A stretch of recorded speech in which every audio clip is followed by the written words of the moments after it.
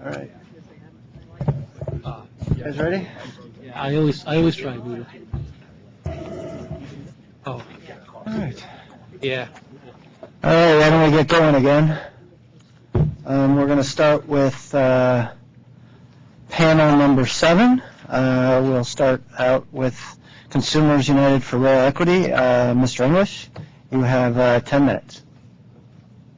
Thank you very much, Mr. Chairman. I appreciate that. I am Glenn English. I'm the Chief Executive Officer of the National Rural Electric Cooperative Association, and also appearing here for CURE, Consumers United for Rail Equity. I am accompanied by CURE's Executive Director and Counsel, Bob Zabbo, and Mike McBride, both of Van Ness Spellman. Mr. Chairman, back in 1980, when the Staggers Act was passed, I was a member of Congress, and I remember very well Harley Staggers bringing that legislation to the floor.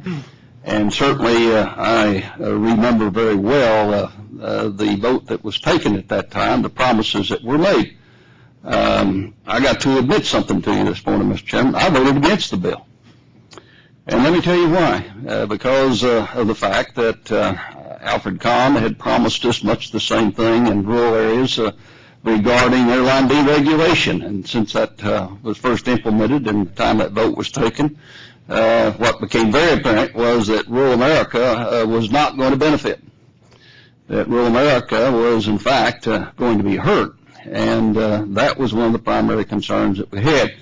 If you recall, we had a lot of promises about competition, and those promises of competition didn't come about. What we had was consolidation, and what we had were airlines dropping service, and what we had was in fact, areas that were not well served ended up paying more.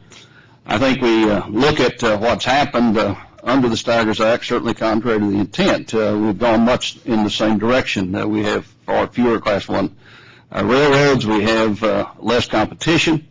And those of us from rural America who are classified as stranded shippers, in fact, are taken advantage of.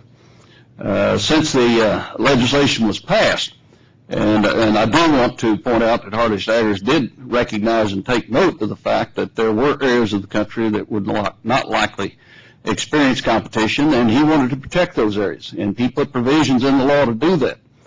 But we've been told by some of your predecessors, certainly shortly after that act was passed, that carrying out that provision simply was not going to be possible.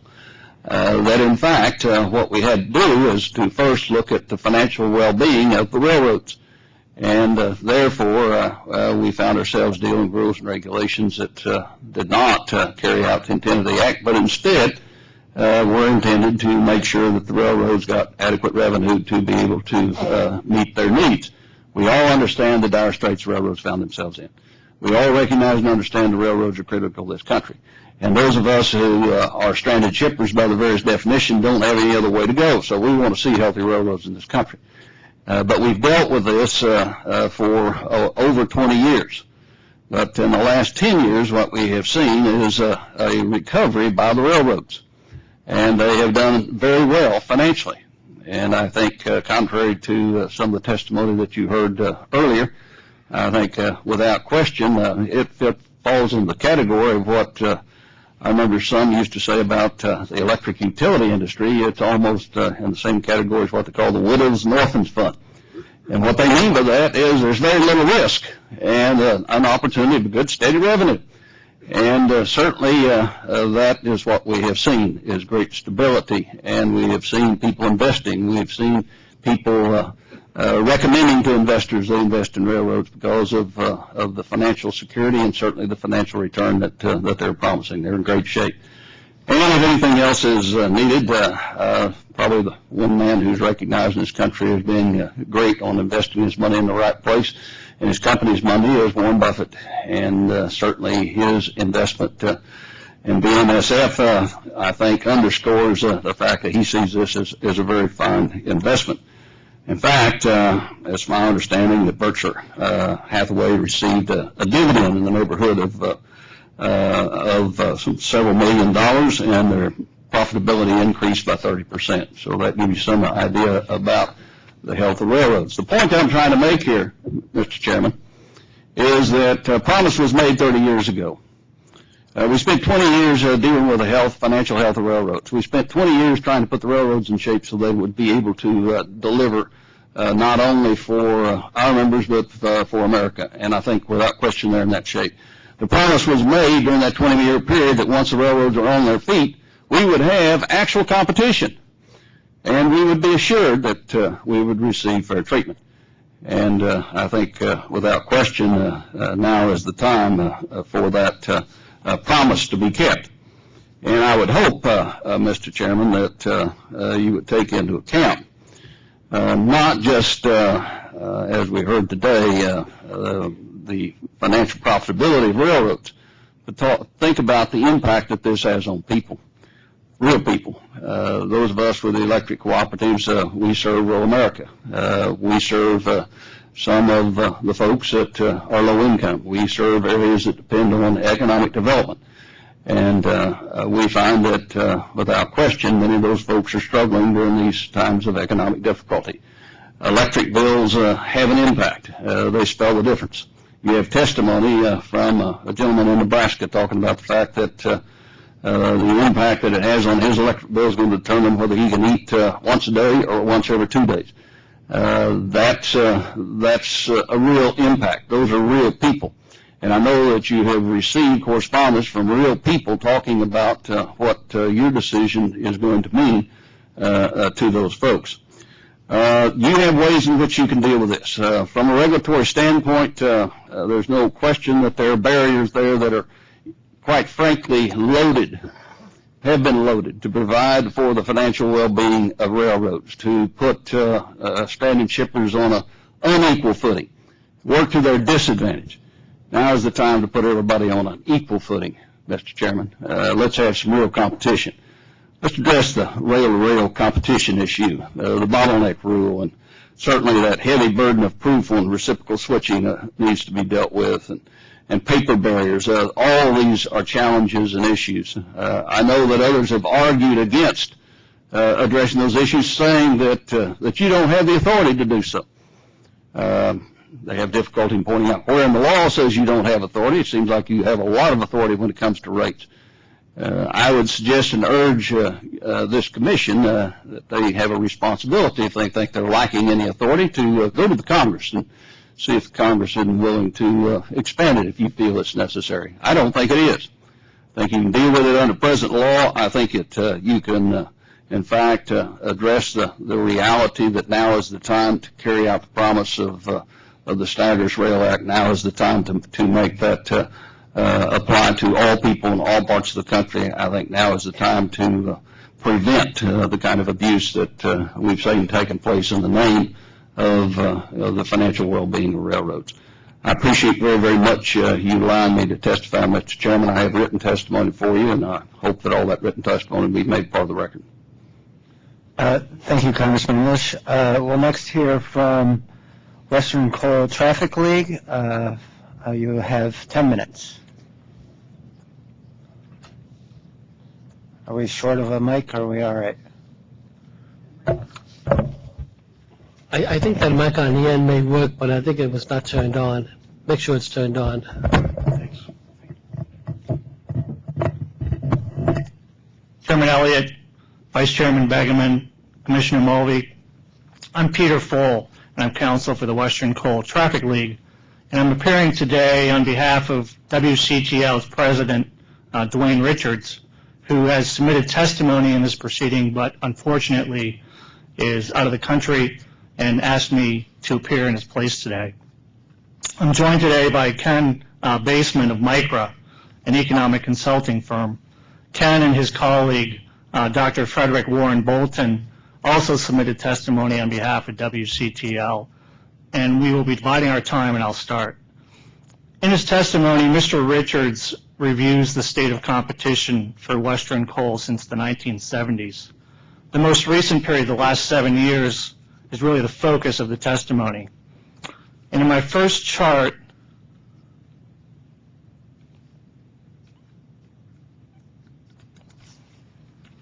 we go.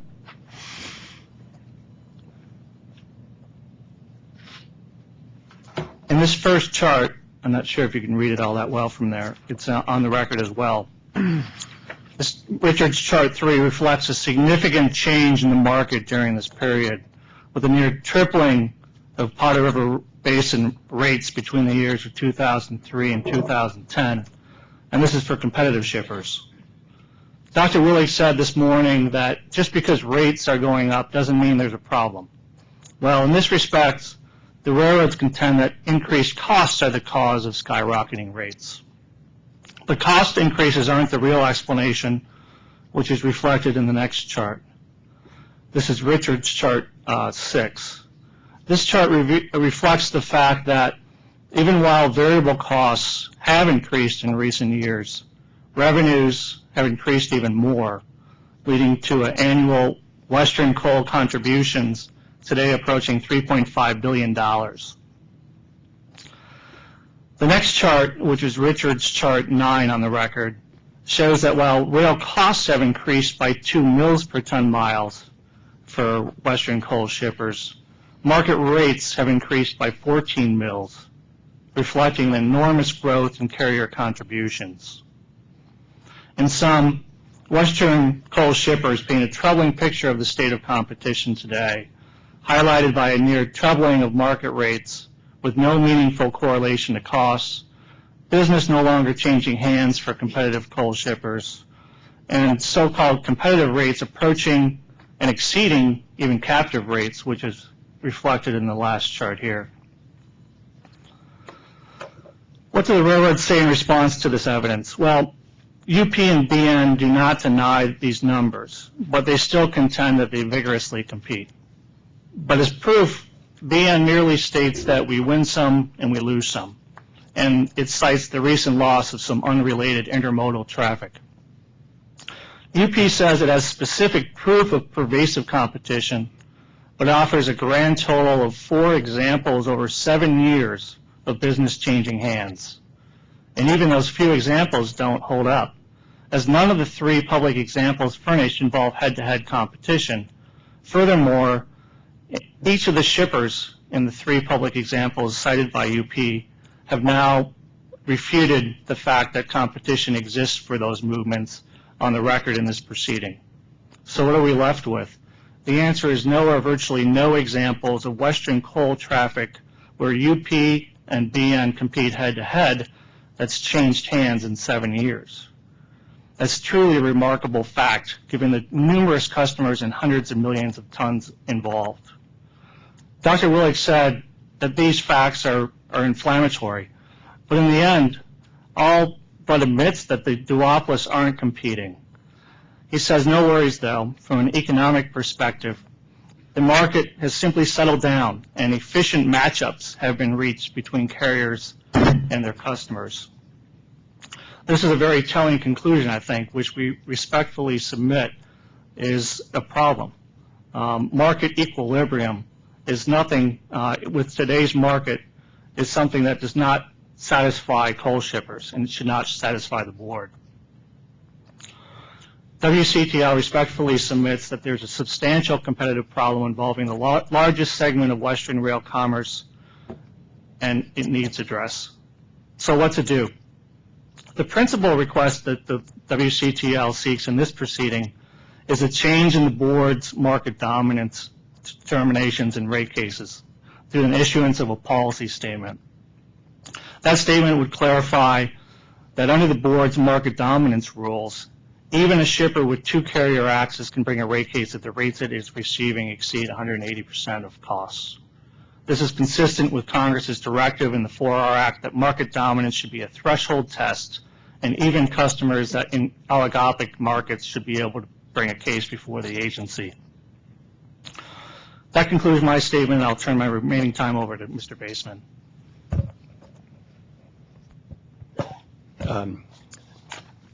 Thank you, Chairman Elliott and Commissioners. I'm pleased to be here.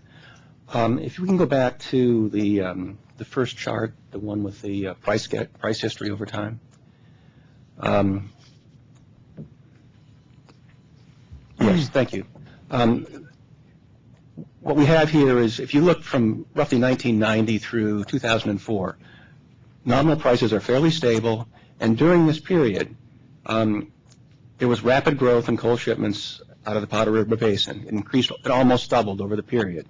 So clearly, investments, debottlenecking, whatever, is occurring to accommodate dramatic growth. In 2003, in a investment call with New York analysts, the top executives of UP indicated that these prices, the prices as of 2003, were adequate to cover their all-in costs, and they also indicated that they had just completed a major capacity expansion in the Powder River Basin, and on a going-forward basis, incremental capacity was going to be easier to come by. Okay. What that tells me as an economist is, in rough numbers, we've got a fairly competitive, stable situation, stable for a long time, supporting investment, and it's confirmed by the statements that the UP executives made to the investment analysts. So when Dr. Warren Bolton and I looked at what happened to prices after 2004, we're looking around for explanations, possible explanations for prices going through the roof. We concluded that the most likely explanation is either tacit or explicit collusion. We won't worry about explicit collusion here. That's kind of real felony stuff, and DOJ worries about that. But in terms of, and so I'll just call it collusion, but I'm not sure what Dr. Woodley thought was inflammatory about all this. Maybe it was the suggestion of explicit collusion. In 2009, BNSF's CEO, in another conference call with New York, was asked about a fear that price discipline might be breaking down because it had recently won some business from UP. And his reaction to that question was not, this is inflammatory, I'm offended by the notion that I would be worried about price discipline and might be holding off on trying to win customers. His reaction was, no, there's an explanation for that. It was an anomaly. We actually, maintaining price discipline is something that you shouldn't worry about, Mr. Analyst. So there's certainly a lot of evidence that the price increases are consistent with the change in behavior around 2004. You recall that in 2004 there were the public pricing pronouncements and the announcements of a change from contract to tariff that wasn't carried through, but the net result of the change in market environment around 2004 was also a move away from long-term contracts to much shorter-term contracts. So in looking for other explanations, you look at the change in variable costs. Peter showed you the chart on that. Variable costs don't come close to explaining this.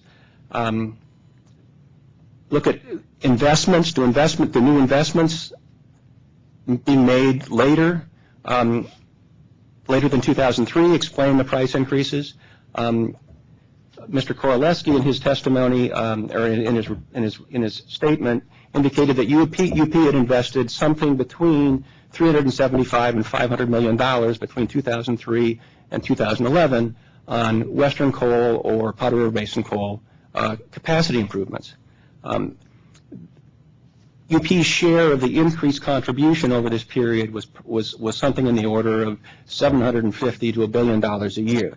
You don't need that kind of an increase in contribution margin to cover $375 to $500 million in investment. Thank you. Thank you, Mr. Baseman. Now we'll turn to the concerned captive coal shippers. Mr. Loftus, you have 10 minutes. Thank you, Mr. Chairman.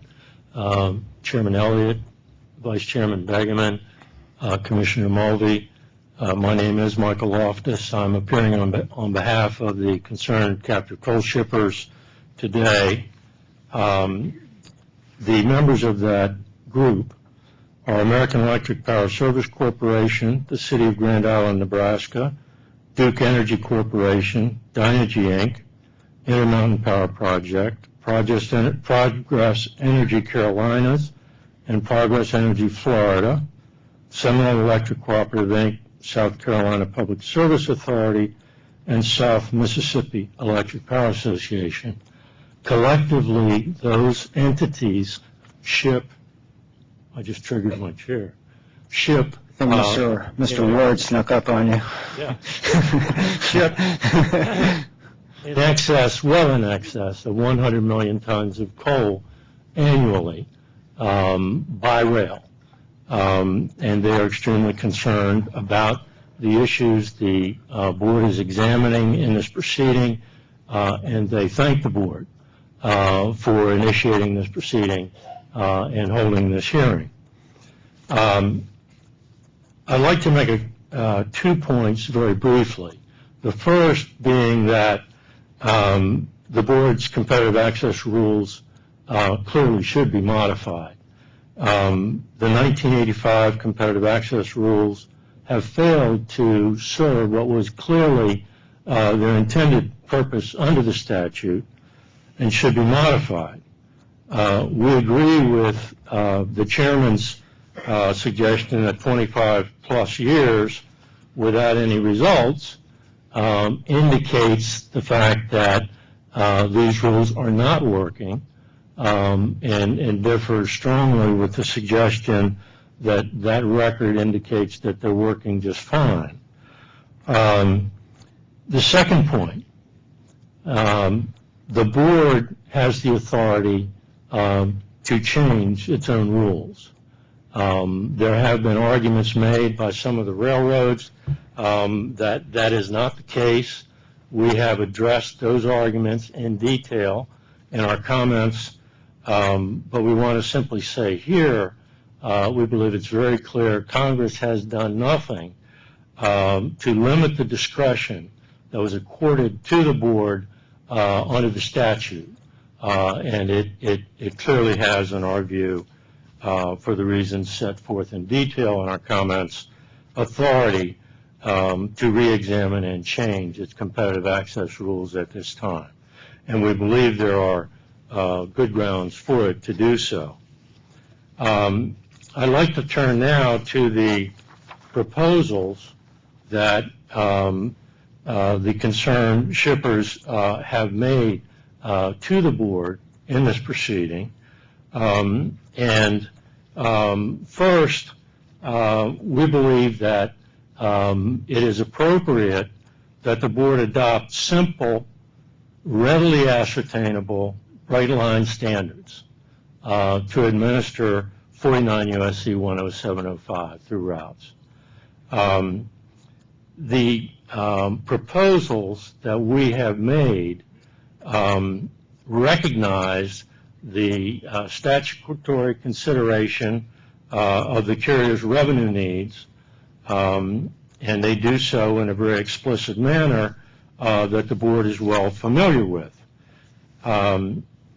The specific proposal is that the board prescribe an alternative through route under Section 10705 where the revenue to variable cost ratio for an existing routing exceeds the STB's RSAM level, or in the case of a situation where a proposed new routing would be shorter, in that instance we suggest it would be more appropriate to look at the RVC greater than 180 level. And in each instance you would be looking at the revenue to variable cost ratio under the existing routing as opposed to the alternative being considered. Now we point out that in the board's most recent decision in 689 sub number 1, the average RSAM level for the Class 1 carriers is 280% of variable costs. And the RVC greater than 180 is 240% of variable costs. These are both numbers that are very substantially in excess of the jurisdictional threshold.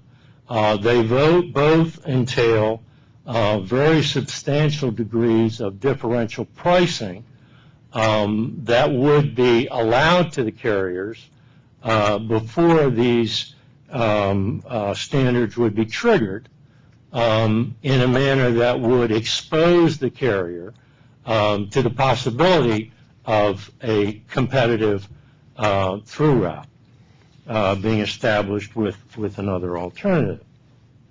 Now,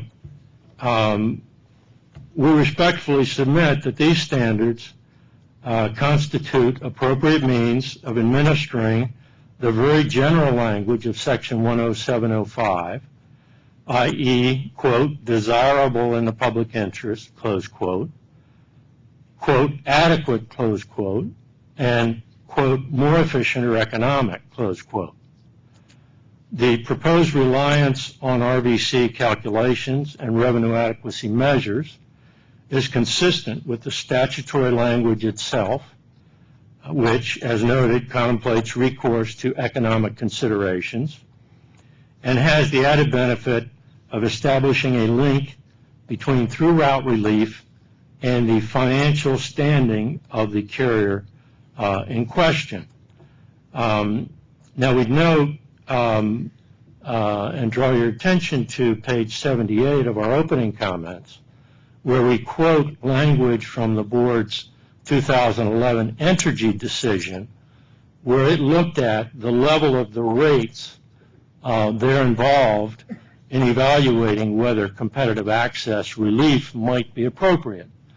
And we point out that if it's appropriate to look at how low the rate is for that purpose, it is equally appropriate to look at how high the rates are.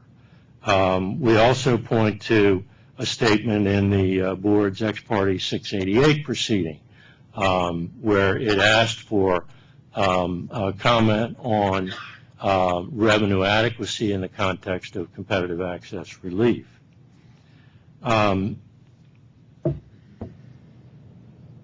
This morning, Mr. Sipe,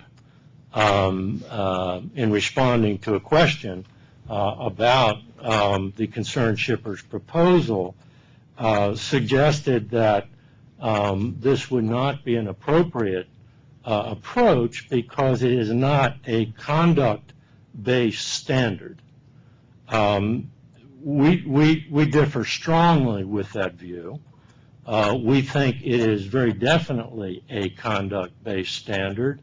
It is focused on perhaps the most pertinent conduct you should look at in this context, which is the degree of pricing power that the carrier is exerting.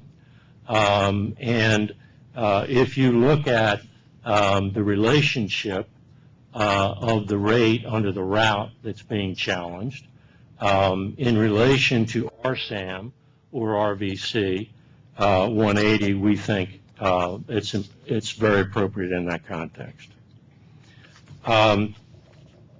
The concerned coal shippers also have proposed that absent agreement between carriers, divisions on prescribed through routes should be set on a mileage prorate basis.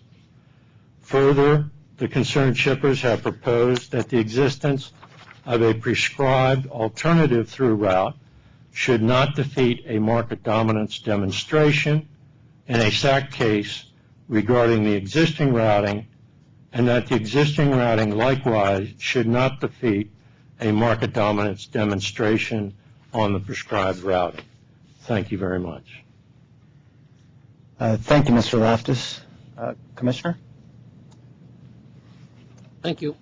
On these charts that you relied on, I guess it's which chart number 1, are those in real or nominal dollars, the way we have the since 1983 to 2010?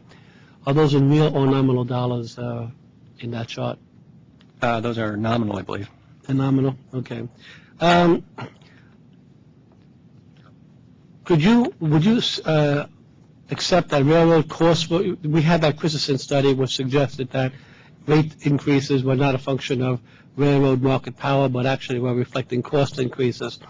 Is there any evidence that railroad costs for moving Western coal were rising considerably during this period, which would explain why you had this increase beginning in 2005 as opposed to the relatively flat period before that? Or alternatively, is this when long-term contracts began to expire, which would also explain the railroads try to play catch-up by raising the rates as the contracts expired? Well, these are contracts currently being entered in each year, so it's not a blended rate where the rate falls because of prior contracts and then they expire and then they raise. These are apples to apples in the sense that they're new contracts each year. So something happened after 2004 for new contracts, and 2006 was very different than 2003 for new contracts. On the cost issues, we looked at the increase in variable costs, and these are on coal shipments, and the increase in price was like 7 times the increase of what it would have taken for 100% pass-through of variable costs. Looked at Mr. Korolewski's reports on what UP invested after 2003, and the magnitude of the revenue increase is far in excess of any sort of reasonable recovery requirement on those investments. The other thing I'd like to mention, you mentioned long-term contracts. The other thing that happened in 2004 was there was a sharp reduction in the contract length, and that's one of the things that the coal shippers are not happy about. And that's kind of to me, an odd thing to happen at that time. The general theory or story that the railroads are telling is we had to make very substantial investments to replace old capacity and build new capacity during this period of time. Ordinarily, and especially if you think about it in kind of a as if or contestability basis, what you'd expect is the reason shippers want long-term contracts. That's a way of adding up their demands and getting more aggressive pricing from the railroads. The reason railroads in this circumstance would want long-term contracts is they're anticipating making major new long-term investments, and they would ordinarily like the protection of long-term contracts. So to me there's a strong tension in the theory that what happened in 2004, 2005, 2006 is related to the need for substantial new investment. Should be longer term contracts and not shorter if that's what you're really concerned about. And it also seems that much of UP's investment anyway in Western Coal had been made just prior to that period. So the investment's already been made without having the benefit of long-term contracts to protect it. So. Thank you. The railroads also began at that time viewing the fact that they did not include fuel surcharges or the ability to increase rates to reflect higher fuel prices in the longer-term contracts, and I think that made them more skittish about going for long-term contracts, and that's also the time, I think, when they began expressing concern about the coal dust issues, and that it was costing them more to maintain the PRB coal pipeline, if you like, than they thought it was. And I was just wondering if that was also reflected in why these nominal rates began to increase so dramatically after 2004.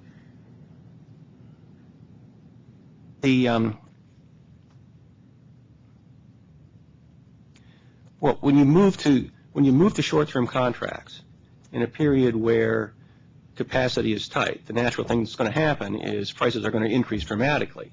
So the question is, how natural is it that you're moving toward the short-term contracts? I mean, there's an advantage to the railroads knowing that if we move right now, we're going to get higher prices, because I'm not going to bid very much to take business away for a 1-year contract when my capacity is tight.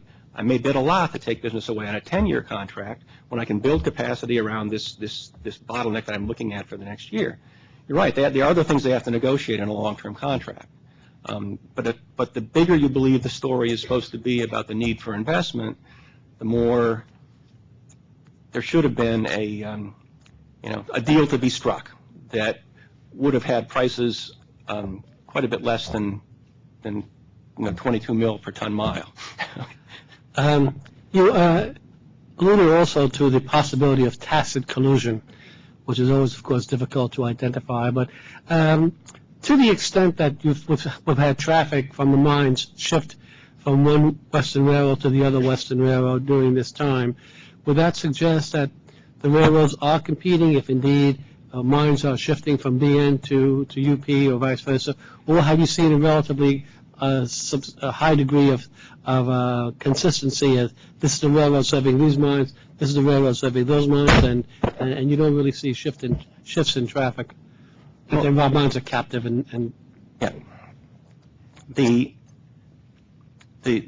testimony of the coal shippers is the degree of switching decreased dramatically after 2004. So there was there's some switching after, with some contested interpretation as to whether it's the switches are really amount to competitive switching, but there's some switching after.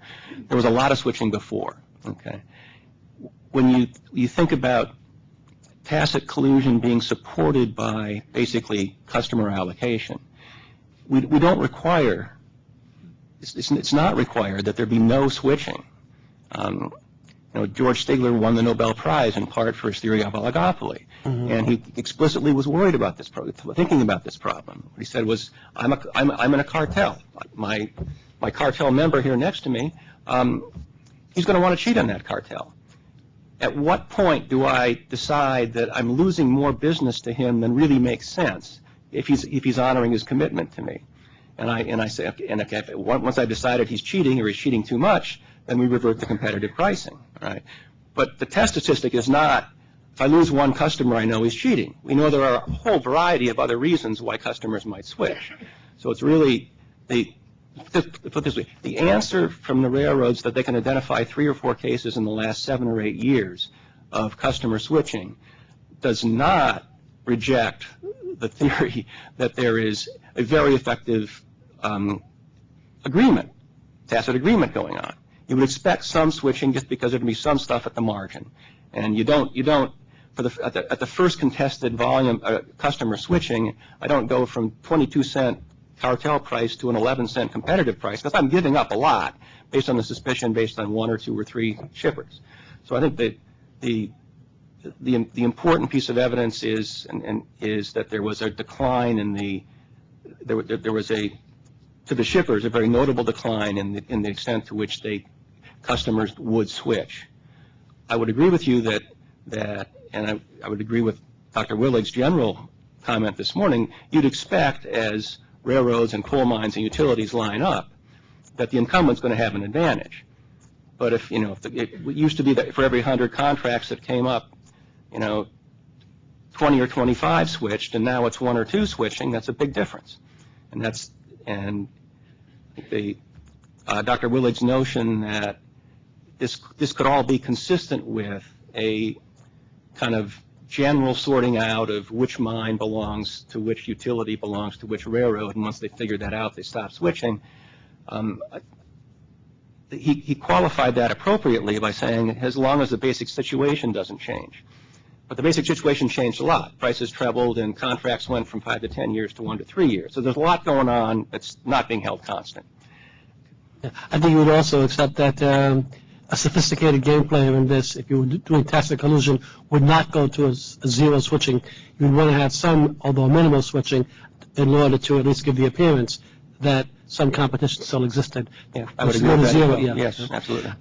Mr. English, you made some comments about deregulation. Wouldn't you credit Staggers for resulting in a substantial improvement in railroad financial health and the overall health of the railroad industry? And similarly, wouldn't you credit the Airline Deregulation Act of 1978 with lowering overall fares around the country and eliminating the substantial cross subsidies that existed from urban major markets to lightly traveled rural markets before 1978 in aviation? Well, first of all, let me just say that no question, the financial health of railroads has been vastly improved since 1980. There's no question about that. What I'm saying is we've made a huge contribution, I'm talking about the captive shippers, to that financial health. And it has arrived at the point, we were always told that once the railroads were healthy financially, then we would fully implement staggers. And I guess what I'm here before the for you all today is with the hope that, in fact, you're going to prove me wrong after 30 years with regard to my vote. So far, looking at it from the standpoint of people living in rural areas, stranded shippers, people that I represented back in 1980, I haven't had reason to change my vote, but I think you can certainly take care of that. The other aspect of that, if you get into airline deregulation, we took a look at that about 10 years after the fact. And certainly I think everyone assumes that airline rates are lower. This was about the 1988, somewhere in that period.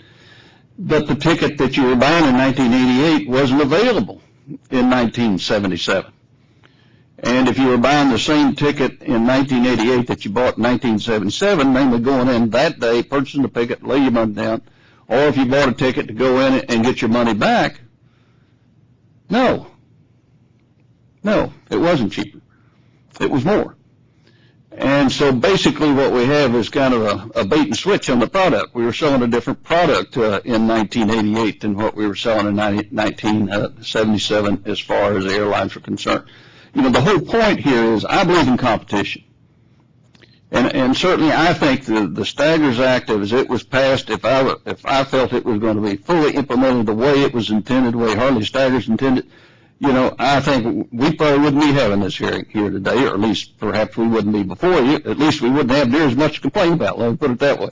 So this isn't going to solve all the captive shippers' problems with going on the laundry list that I mentioned of corrections, but the one thing that you can do is you can reduce substantially.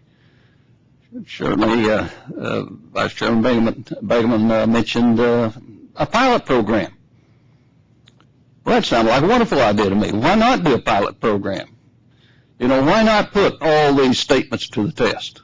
Let's find out what's really going on here. Let's have a real legitimate pilot program, and let's check this thing out. It makes a lot of sense to me. But I was very disappointed to see that, oh, my goodness, no, we couldn't do that. That might be very hard to control, I assume, is what their fear was. It might come out the wrong way.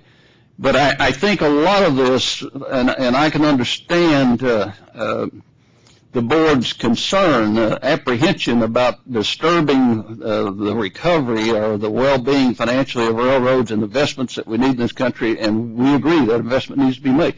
But somewhere in here there's a balance to be struck. And I think we've arrived at the point, and that's the reason I commend you all for having this hearing, because I think what you're doing is you're looking at this from the standpoint, have we arrived at that point, we need to make some adjustments. We need to tweak it just a little bit. Your predecessors may have had very good reason, but I'm not sure that reason's here. So, again, I commend you for that. I think pilot programs are great. Let's find out what the heck we can do that isn't going to disrupt the financial well-being of the railroads, but at the same time bring a little more Harley Staggers into this law. Well, the railroads argue that open access would undercut differential pricing, and that differential pricing is key to the railroad's ability to make those higher returns, to allow them to invest in the infrastructure. I think we would all agree too that railroad service today is probably a lot better than it was in the pre-Staggers era as well. And since differential pricing it implies you're pricing on the inelasticity of demand, and I guess coal shippers probably have the most inelastic demand and most dependent on rail, wouldn't the expectation be that that's the ones who will be socked for the highest costs, for the highest rates? Well, that's the reason I think a pilot program would be interesting to find out whether that's what happened or doesn't happen. I know we in the electric utility business, we have transmission lines, and we got folks using those transmission lines. We have prices that are instigated to make sure that there's recovery of the cost of operating that. I can't see that it's that different as far as railroads. It looks like you could use a system that would be similar to that would achieve that. I can fully understand and appreciate where the railroads are coming from. Gee, if I were in their place and making the kind of money that they're making and got this kind of security that they've got, I wouldn't want any changes either. But basically, they said, don't change. But I remember before the Staggers bill was voted on, everybody's talking about railroads are fully for deeper regulation. We've got to get deregulation. We'll have the investment money. We'll be able to fix this and recover financial health. Now we're back the other way. When the regulations are to their benefit, and let's, like I say, a little honesty here, that's the predecessors stacked it that way. We understood it that way. they don't want any change. They like regulations just as they are. So they want status quo. I'm just saying that look at the stock on Wall Street, look at their financial recovery, look at their financial dividends, look at how well they've done, and let's get down to a little real competition. Thank you. Thank you very much for your comments. Also, I'd like to commend the group for coming to us with some ideas. I appreciate that. I know when I started talking about this hearing, I encouraged people to bring ideas to us, and I believe that you have done that, and that is greatly appreciated. I'll start out with the question I've been asking all the shipper groups, and I think I might know the answer from one of the groups, but I mean, there's especially this Western Coal, you've made some statements that you don't see the railroads competing, excuse me, especially since 2004. And I guess the question that I've been asking is since the railroads aren't competing, is access going to really help if they're not competing? And so the final question, is whether or not it would be better to focus on improving the rate process and regulation through that method, or should we focus on open access? So I throw that out to the panel. Well, I'll start. Tomorrow you'll hear from two of our members. One is OPPD, Omaha Public Power District, and the other is Ameren. Those are two folks. OPPD spent considerable sums in doing a build-out, building itself competition. Ameren has competition at many of its plants. They are finding today that the competitive markets are troublesome. And so the bottleneck gets you to competition, potential competition. And the concern that our group has is that the competitive markets are producing rates that are every bit as high as the captive rates.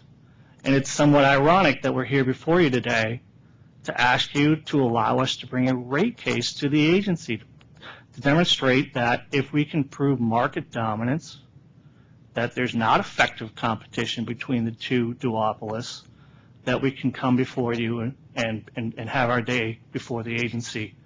And so our first suggestion is to do the quick, easy fix. If a duopoly served customer can prove market dominance and they're getting two bids that are over 180%, they are effectively captive. They should be able to come before this agency and bring a rate case. And we also are generally supportive of some of the solutions that have been suggested here. We support the Concerned Captive Coal Shippers proposal. But our first order of business is to support the quick fix, which is the change in the clarification on the market dominance standard. Let me ask you just before I get to the other panel members in this question, but with respect to the 180 number, now would we have some kind of statutory issues there with respect to the quantitative versus the qualitative? I assume you're kind of jumping over the qualitative with a 180 number, which makes some sense. But at the same time, would we struggle getting that past the court? Well, I think if you look back at the 4R Act, and we put in the record a portion of the congressional history on the 4R Act, Congress explicitly stated, even in oligopolic markets, a shipper should be allowed to have access to this agency. We think the support is there.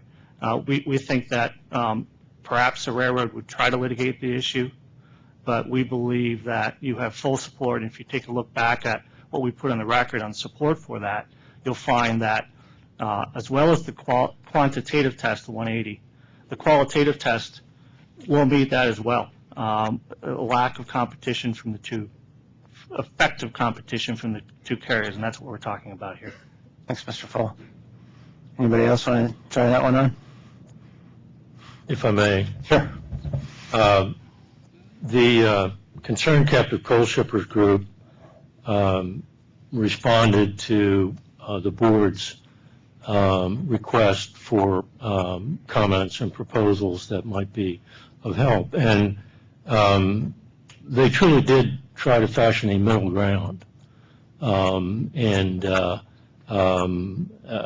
know, I can present a lot of good arguments as to why the proposals we've made is too generous to the railroads, as opposed to other approaches that might be proposed. And so when you asked earlier today, you know, is there a middle ground, we tried to find one.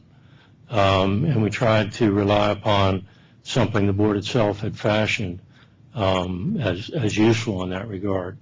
I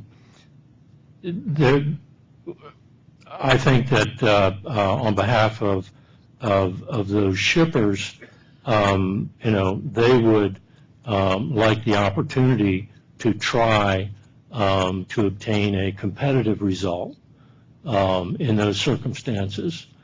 I think what you have heard from Mr. Fole is competitive shippers who, you know, would prefer to be treated like captive shippers in the context of competition that isn't in fact functioning. But that's not the focus of our comments. Thank you, Mr. Loftus. Mr. Chairman, I learned a long time ago that in order to find middle ground, you've got to have two parties that are willing to reach compromise. In all honesty, we don't have two parties here willing to reach compromise. We don't even have people that are ready to try out a pilot program to try to find a compromise, to try to find out where the ground is that we can all agree on. And I think that's part of the dilemma that you have. We would wholeheartedly agree with you and support you to find that middle ground, find some way in which you can bring a little relief to the captive shippers, give us some access, help rural America. You know, I remember the ads that we've had from the railroads talking about all the jobs they're going to create. I believe all the Class 1 railroads together got, what, 200,000 jobs, something like that. If you go to rural America, you got millions of jobs. And I can't help but wonder how many jobs it's cost rural America because of the problems of shipping for captive shippers. That's where the real problem is. And those products that have no choice, that don't have barges, don't have rail, or don't have trucks, this is it. This is the only game in town. It would really help, I think, help the job situation if, in fact, we could move forward here and open it up and try some pilot programs, and let's see what we can do. Let's remove some of the regulation that's impeding the kind of competition that Harley Staggers envision. Let's move ahead and see if we can't encourage our good friends with railroads to come to the table and reach a real compromise and middle ground. And I commend you for doing it. Appreciate it. Thank you. Vice Chairman? I just have a couple of questions, and primarily I think right now I'm going to start out with Pete. And help me understand the last chart, which is showing that the competitive rate is actually higher than the captive rate at the 2010 period. Because we've been hearing from everyone else that we need more competition, we need competition, we need competition, with the expectation that your rates are going to go down. This is showing, at least for coal or Western coal, that's not the case. It's just like a unique phenomenon for this particular year. Do you have a sense of what the next years or the next few years out is going to be? Or is this just for coal, or is this actually happening with other commodities? I'm not quite sure what we should take away from your chart. Is competition bad? Or you want competition, but you want to be able to challenge the competitive rate too? What we want is competition that works. And what we're seeing here is that from the period of 2004 forward, competition isn't working. This is what Western coal shippers told the board in the UP-SB merger, that we were told that 2 is enough. The carriers will continue to vigorously compete well into the future for all business. And they did immediately following the UP-SP merger. But after a period of time when the markets matured and there was equilibrium, this is clearly a signal to us that the carriers find it in their best interest not to effectively compete anymore. We don't see any reversal absent changes to this phenomena. That's why we're here asking for the option of a possible fix through a rate case. We wouldn't be Through the access, through the market dominance through the market determination. to be able to bring a rate case, and so we're left in the position where our members who have competition are envious of those that are captive. The market's turned upside down, and you'll hear about it tomorrow more. And you can ask specifically to two of our members, why is this happening? What have you seen? They put in their testimony the last 10 years, what's happened in the competitive markets for them. And I would suggest you follow up with it. And is this coal specific from what, I mean, you talk to a lot of your right companions out here. Is it, or? I can only speak for coal today. It's probably easier for Western coal. You have the Powder River Basin, the South Powder River Basin, the largest coal reserves in the country, 300 million tons a year, where there's two carriers and where they serve destinations. It's fairly easy in terms of unit train operations going from point A to point B for the carriers to possibly get together or tacitly decide to allocate the market with the Powder River Basin. It's probably easier there than it is elsewhere. And so we think that we hope this isn't a sign to come with other commodities, but perhaps it is. This is the facts and the circumstances of the market line up just right in this market for the railroads. Do you have an estimate as far as the number of, the extent to which shippers that don't currently have access to the board because they have competition, how many more shippers would have access based on your proposal? Well, in terms of how many folks have competition at destination, I guess is what you're asking. Well, you were also saying, though, they have to prove. They would still have to prove. They would have to prove the two carriers are each providing rates above 180%, your jurisdictional threshold. And the qualitative test would still be there. You'd have to prove in the facts and circumstances at hand. For this business, we're competitive. We got one rate well above 180. We either didn't get a second rate or the rate was so incredibly high there was a lack of effective competition. It goes back. It is a fact-based test, effective competition. And what we're asking you to do is to clarify that based on the facts and circumstances of any case, a customer can come before the board and make that burden of proof of effective competition even when there are two carriers serving them. Mr. English, I've had the pleasure of talking with Bob Szabo many years of my career, and so I'm going to kind of give you a tough question in some ways. I thought you were going to give me a softball. Well, maybe it is. It might be really an easy one. And by the way, I don't get credit for the idea of the pilot. That was the chairman's idea. Oh, the chairman, Mr. Chairman. It was his idea. My apologies. I apologize to her. Well, he liked the idea, so it was okay with him. No, I'm speaking of the looks.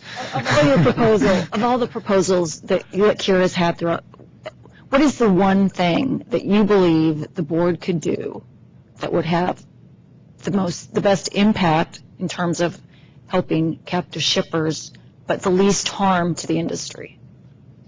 Oh my goodness! You're asking me to choose among my children here, Madam Vice Chairman. That's tough to say, and keeping in mind that, as you know, we are all areas of the country, all across the country, this coalition is, and certainly my membership is, so different parts of the country, I'm sure, would find different remedies helpful. For us, and looking at our situation with coal, certainly the bottleneck situation is a heck of a problem and always has been. But, to say one would be more helpful than the other, I'm not sure that would apply to all of our members and that they would all agree with that.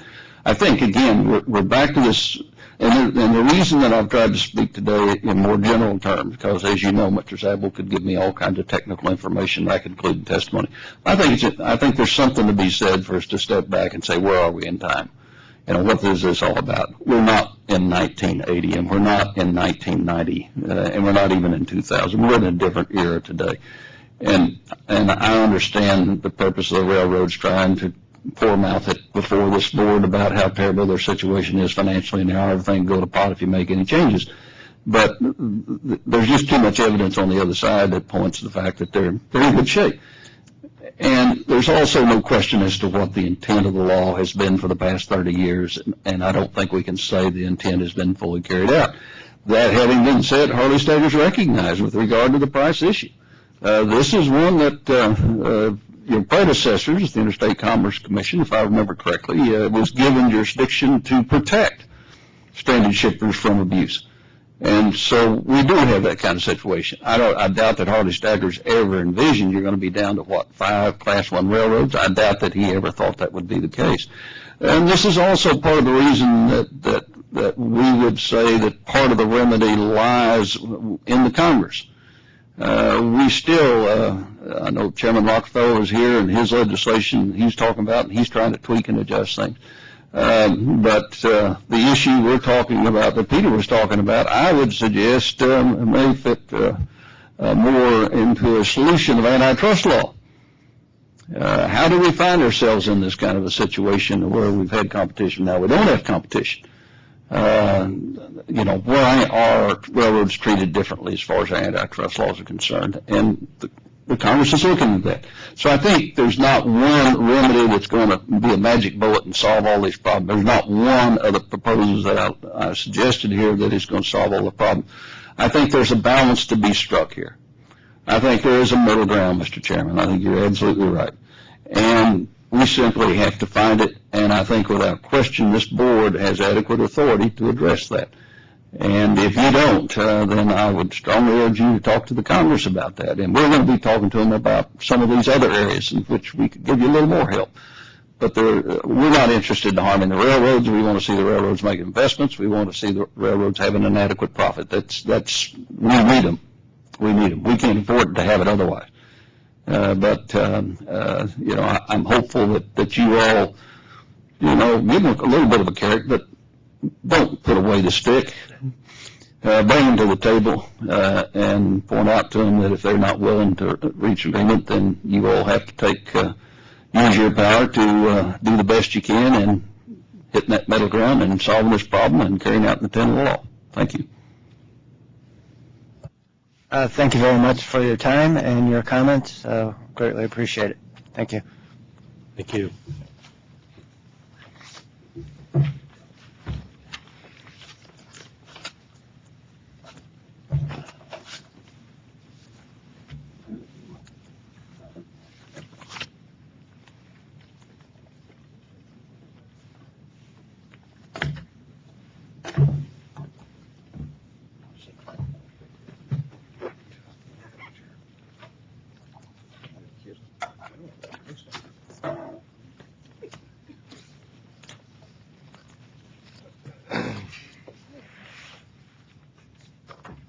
Good idea.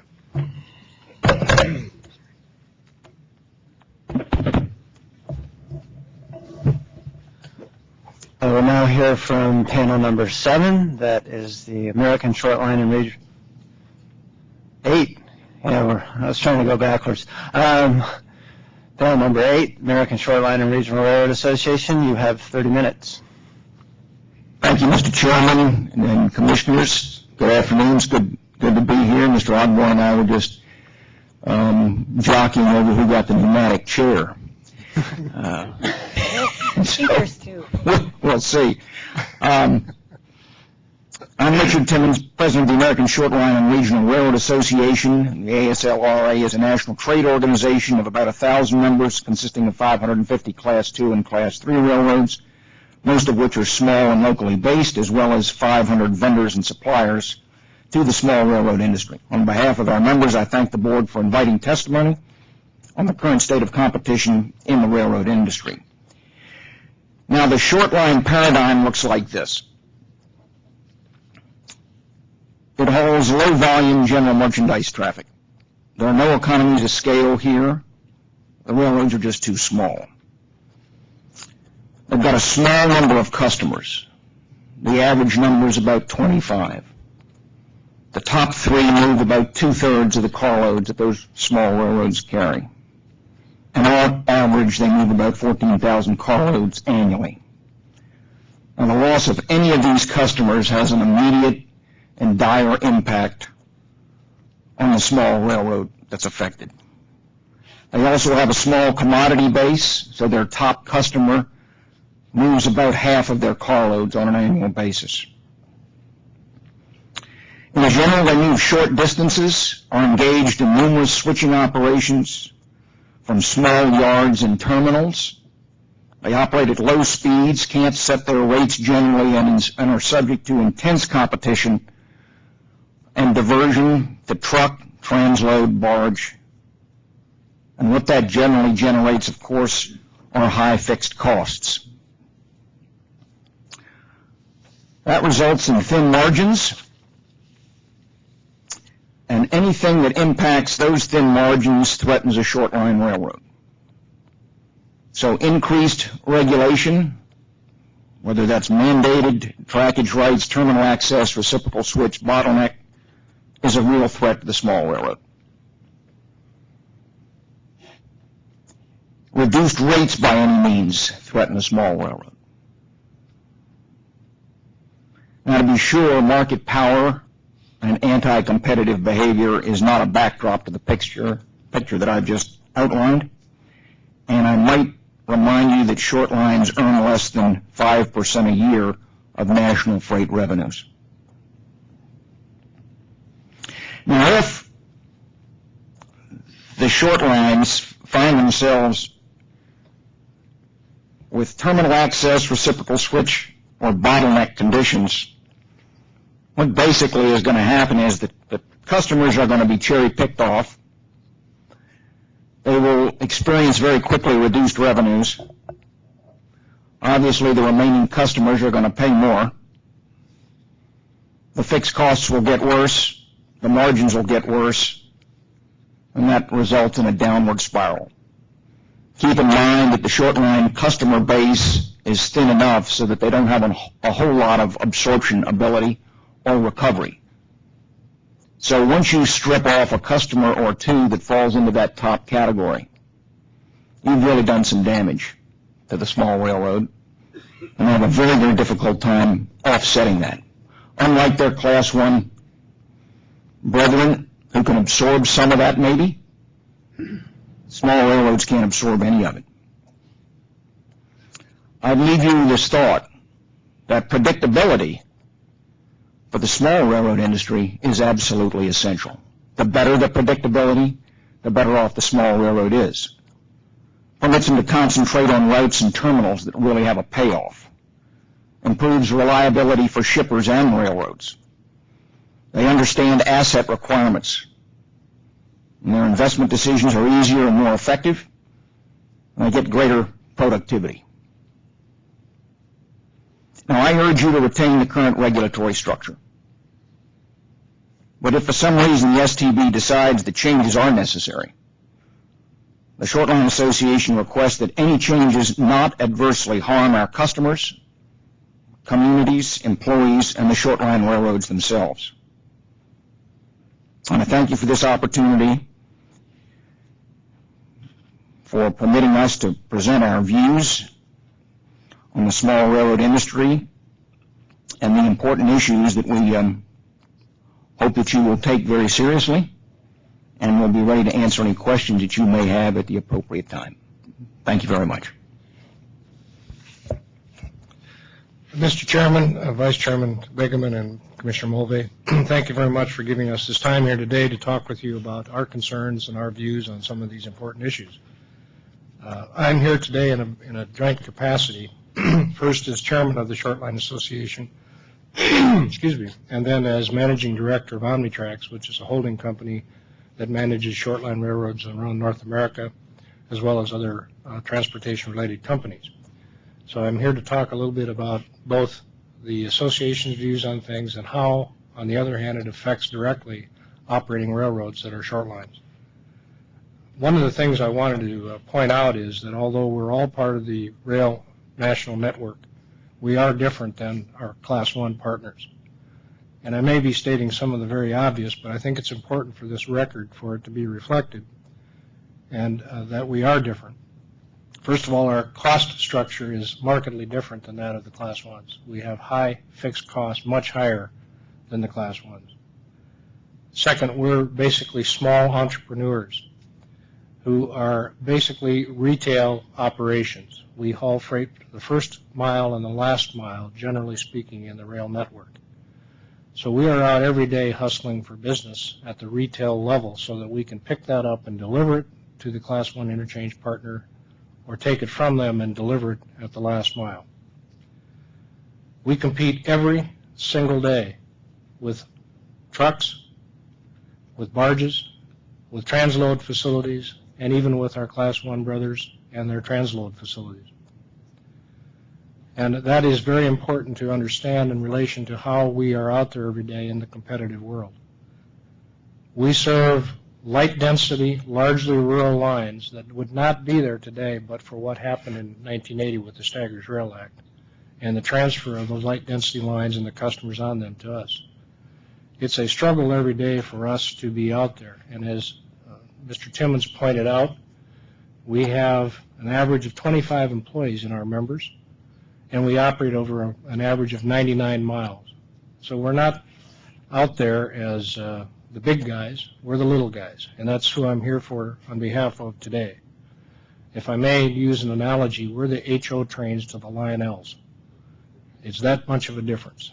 And it's very important as it relates to, and I will extend my remarks on this as I go forward, but I want to give you some examples, and I will use one. In my testimony, there are others that talk about the entrepreneurship of our small railroads, but the one I want to talk about is one of the Omnitrax managed railroads. Mr. Chairman, you've been out to the one that I'm going to speak of. It's the Great Western of Colorado. That railroad built track, spurs, industrial leads, and all of the accoutrements that go with an industrial park that was developed. We were able to, in conjunction with the industrial park, to bring to that industrial park a wind blade manufacturing plant, a bottling plant, and an ethanol plant. That was done simply by paying attention to what was happening in the marketplace, what was needed, and it is now currently served by two Class 1 railroads in interchange with us.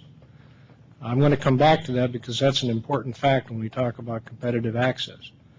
But my point is that by doing that kind of entrepreneurial activity, that railroad, as well as all 550 of our short line members, go out every day and do that. In that case, it brought over 2,000 jobs to northern Colorado, totally unrelated directly to the railway, but certainly directly related to the transportation system and our burgeoning wind energy and other related activities.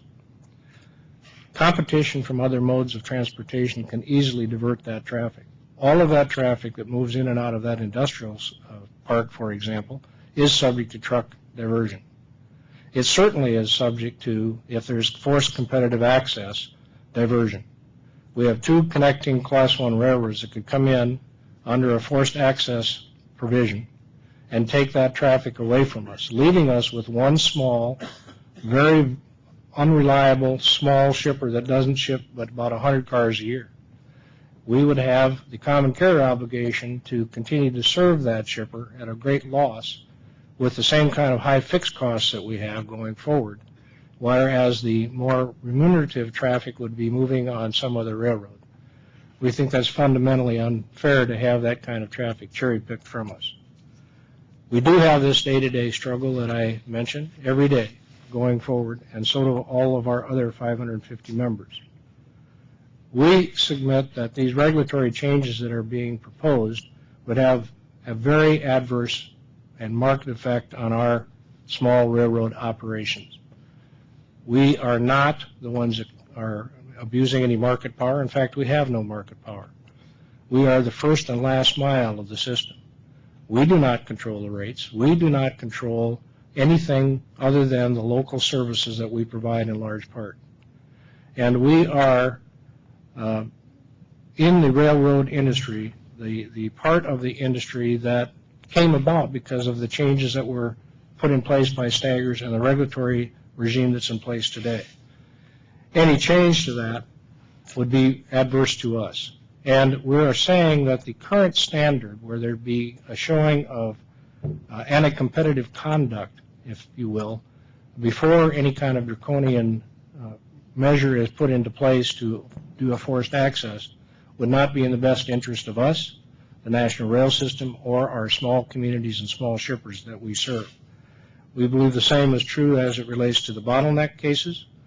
We think that that is another area where the current regulatory regime is adequate to respond to specific problems that may appear in the system. We do not, as a small railroad industry, see that kind of activity happening on the communities and shippers that we serve. So we think that rather than engaging in any experiments where there would be open access by any definition, would mean that we would suffer loss of revenue, loss of traffic, loss of customers. Those customers would in turn lose the local connection and activity that we provide to them, because as one of our members said, even if you only want one carload, we'll come pick it up. That's the kind of business that we're in. We're fearful of losing that for ourselves and for our customers. And I know that Mr. Martling is going to be talking more about the economic effects of this, but I wanted to lay the predicate for you in relation to what it is that we are concerned about as a small part of this industry. We did not want to be overlooked because we don't want to be swept up in the all railroads are the same, because they're not. And I got the feeling this morning like I was Dorothy and Toto, and here comes this whirlwind, and we're going to be blown away with the whole thing without any reference to what is needed for our segment of the industry. And I think that has to be given consideration. It's working as it relates to us. There should be an anti-competitive behavior pattern that is discernible and proven before anything is changed as to access, and we think the bottleneck provisions in place are workable. Thank you.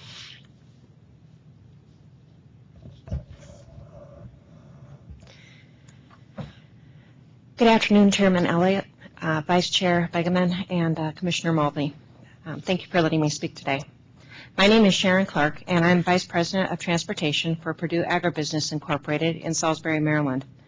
Purdue supports the position of the American Shortline and Regional Railroad Association in this proceeding regarding the state of competition in the railroad industry and the likely impacts of potential increased regulation on shortline and regional railroads. Those railroads provide key transportation services to Purdue, and they do so in an efficient and price-competitive manner. The regulatory policies of the last 30 years have been an important component in the revitalization of the nation's rail transportation system and have enabled shortline carriers to maintain service on lines that otherwise would have been abandoned or downgraded. Changes in policies that do not preserve, protect, and enhance shortline rail service are inconsistent with supporting a vibrant agricultural industry and the broader public interest. American agriculture supports a complex integrated system of plant and animal production practices that satisfy human food needs, sustain the economic viability of farm operations, and enhance the quality of life for society as a whole. The U.S. is the breadbasket to the world, with U.S. farmers shipping more than $100 billion of their crops and products overseas. Farmers are a direct lifeline to more than 24 million U.S. jobs in all kinds of industries, or approximately 17% of the U.S. workforce. And today, the average U.S. farmer feeds 155 people. In comparison, in 1960, the U.S. farmer fed just 26 people. Importantly, to keep up with population growth, farmers will have to produce more food in the next 50 years than has been produced over the past 10,000 years combined. The Shortline and Regional Railroad Network, which canvasses rural America, is imperative to U.S. agricultural growth. Purdue is proud to be part of American agriculture.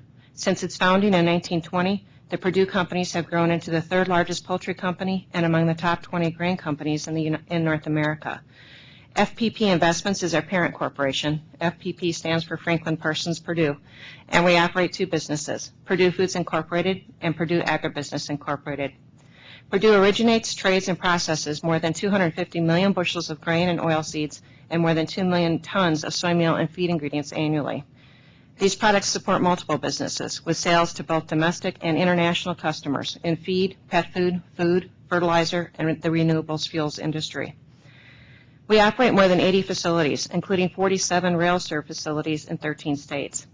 Of these 47 rail-served facilities, 23 of them are served by 16 different short-line or regional railroads.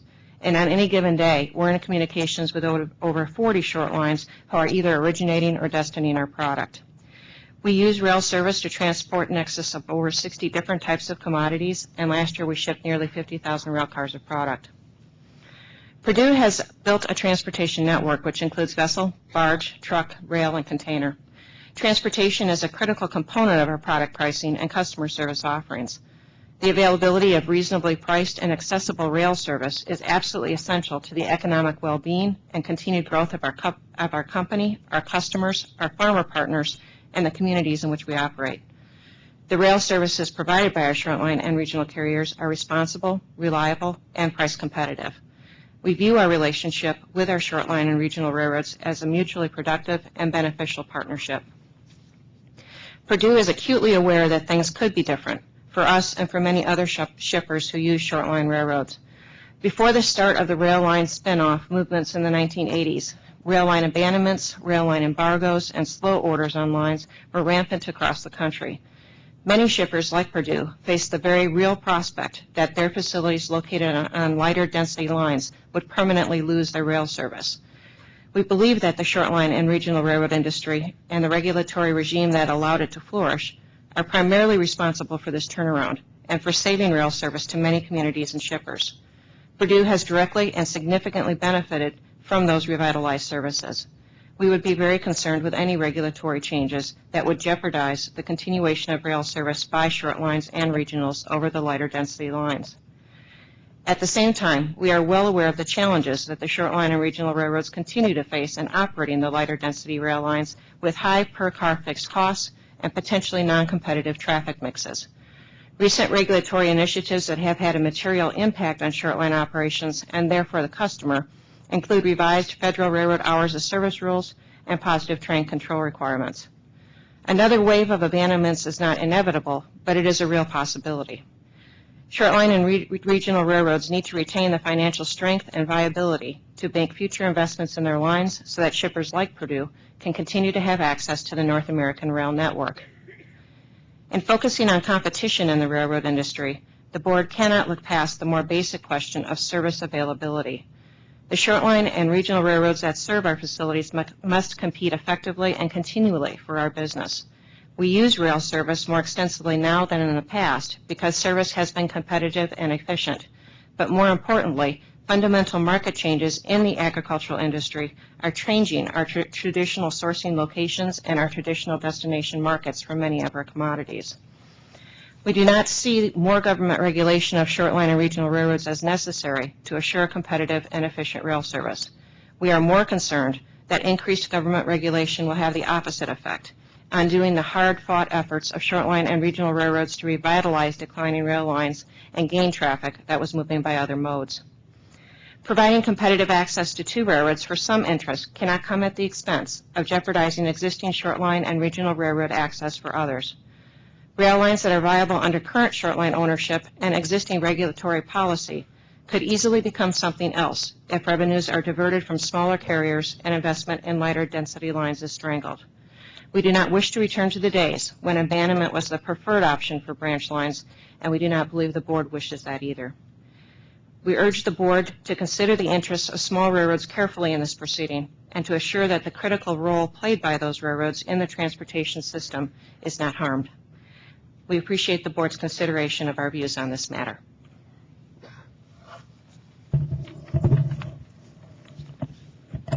Good afternoon. My name is Carl Martland. I've been actively involved in rail research for more than 40 years. I've worked with all the major railroads in North America. I've worked with some of the commissioners on various transportation studies over the years. And I've had many opportunities to study cost, profitability, utilization, and other major concerns, competitiveness of the Class 1s, the short lines, and the regional railroads. I'm here on behalf of the ASLRRA. They asked me to study two questions. First, what are the special characteristics of short lines, more than 500 short line and regional railroads, that distinguish them from the Class 1s? And second, how do these differences affect the regulations that are being discussed today? We've heard the basic points, that the short lines cannot achieve economies of scale, they have high fixed costs, they have a limited traffic base and strong competition. I think what I can add is that we actually did some research. The Short Line Association, in response to this request for information from the chairman, asked me to help them design a survey, and we obtained information from the members about the matters that are of direct interest to this proceeding. My verified statement has 14 new exhibits with data that has never before been published about the state of the industry, and I'll review some of that here, but there's much more detail in my verified statement.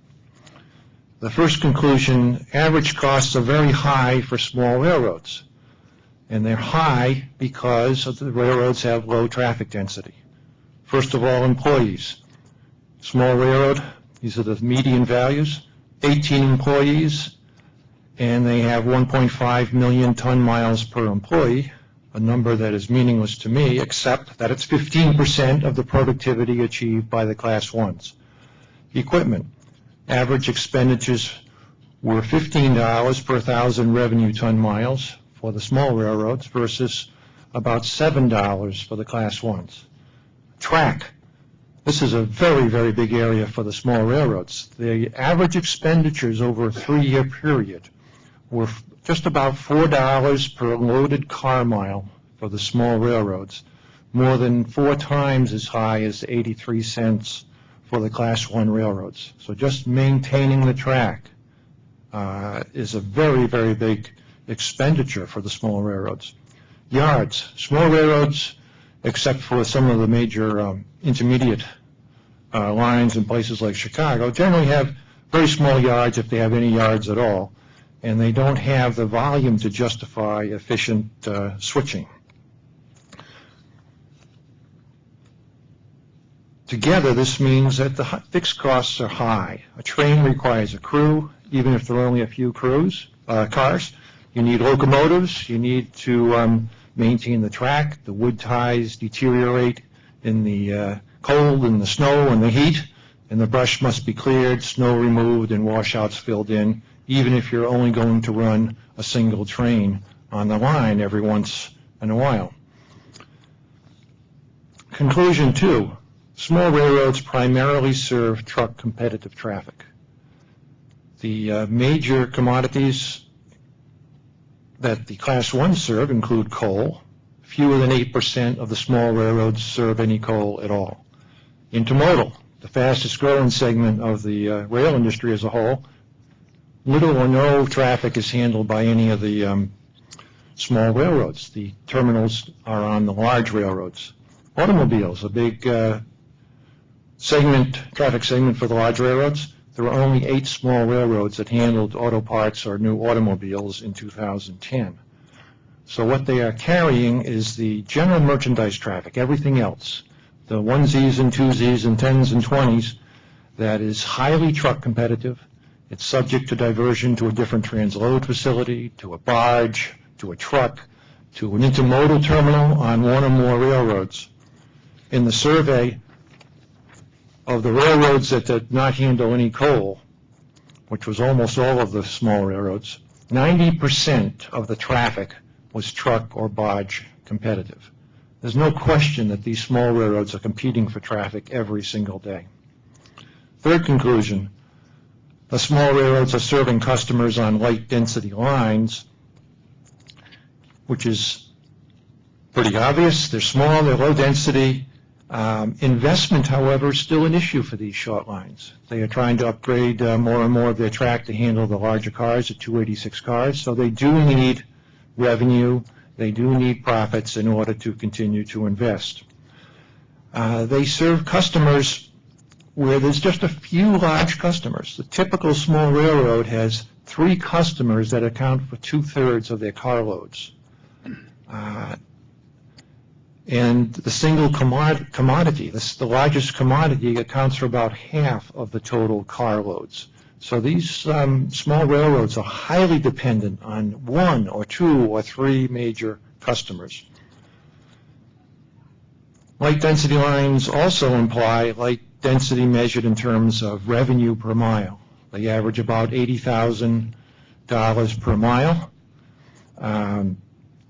Class 1s are about $500,000 per mile. So the track expenditures per mile of track are almost half of their total expenditures per mile, and they don't have a huge revenue basis on these lines that they can use to offset the loss of a single customer or a substantial reduction in revenue.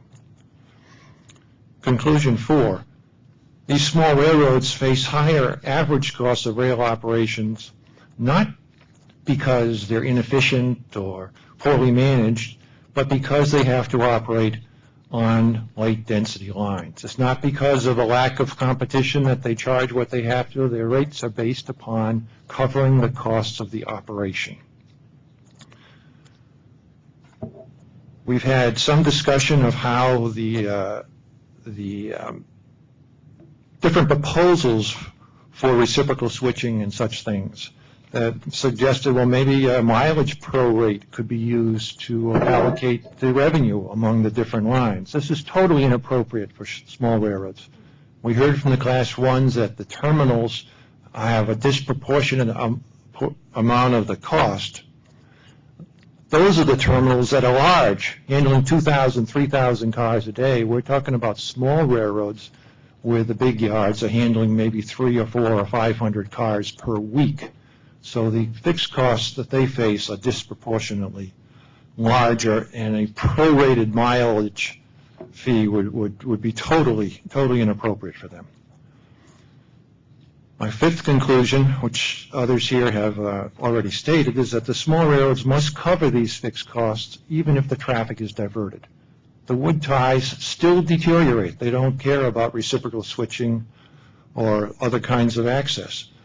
And those fixed costs will be very high. I'd like to read the final couple of paragraphs so I say this precisely. But this is kind of a summary. Requiring lower rates, whether by reducing rates charged by small railroads or by reducing rates charged by Class 1 carriers that share revenues with the small railroads, will damage the financial position of any small railroad that is struggling to cover fixed costs and earn an acceptable return to the owners. By the same token, permitting bottleneck or other rate complaint challenges which are limited to the small railroad's portion of the entire OD route would yield results which are distorted and totally inappropriate for application due to their disproportionately high fixed costs of operation and the fact that their costs are not embodied in IRCs. The traffic they handle is highly susceptible to diversion to other modes. Restricting the ability of these roads to handle this traffic or increasing their costs is likely to have anti-competitive impacts, especially since small railroads have limited pricing power. Legislations or regulations that allow open access or that limit small railroad revenues will hinder the ability of small railroads to handle time-sensitive, service-sensitive, or price-sensitive traffic. And just to reiterate, these roads typically receive more than half their revenue from their top 2 or 3 customers. The cost of even one customer will be very severe. Thank you. Your arrows are good. I am a buzzer. Vice Chairman? I shouldn't say this, but I really don't have any questions other than one. And it may be one that the board staff can help get an answer to, but what to what extent, if at all, have short lines been basically had a rate challenge or any other, or a practice complaint or issues brought to the board, concerns brought to the board versus all the other carriers?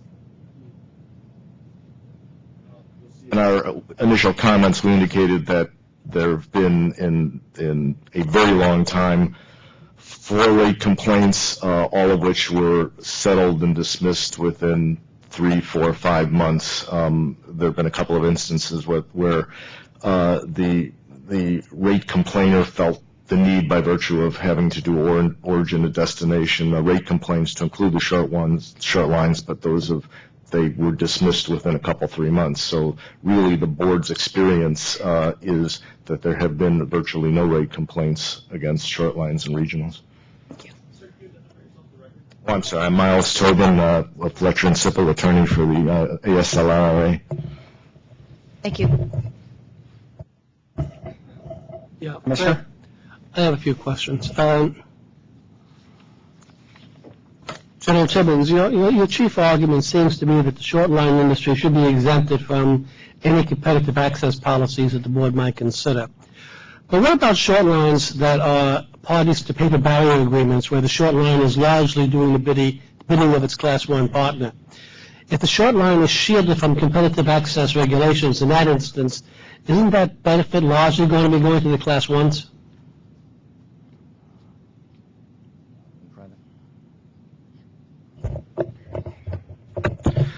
The short answer is no. The revenues that are generated by the short line, a particular short line, as several of the panelists have indicated, are critical to the fixed costs of that particular short line. And if the Class 1 is allowed under any scenario to cherry pick, whether it's through reciprocal switching or direct terminal access, putting aside the operating issues, which are not insubstantial, simply the diversion of revenue, not permitting that short line to spread its costs over all of the industries, its fixed costs over all of the industries on its line, is going to be devastating. I should also add that even though this isn't as the board has indicated, not a paper barrier proceeding, nonetheless, as we indicated in our earlier comments, the short lines have worked with the Class 1s to develop the railway industry agreement, which has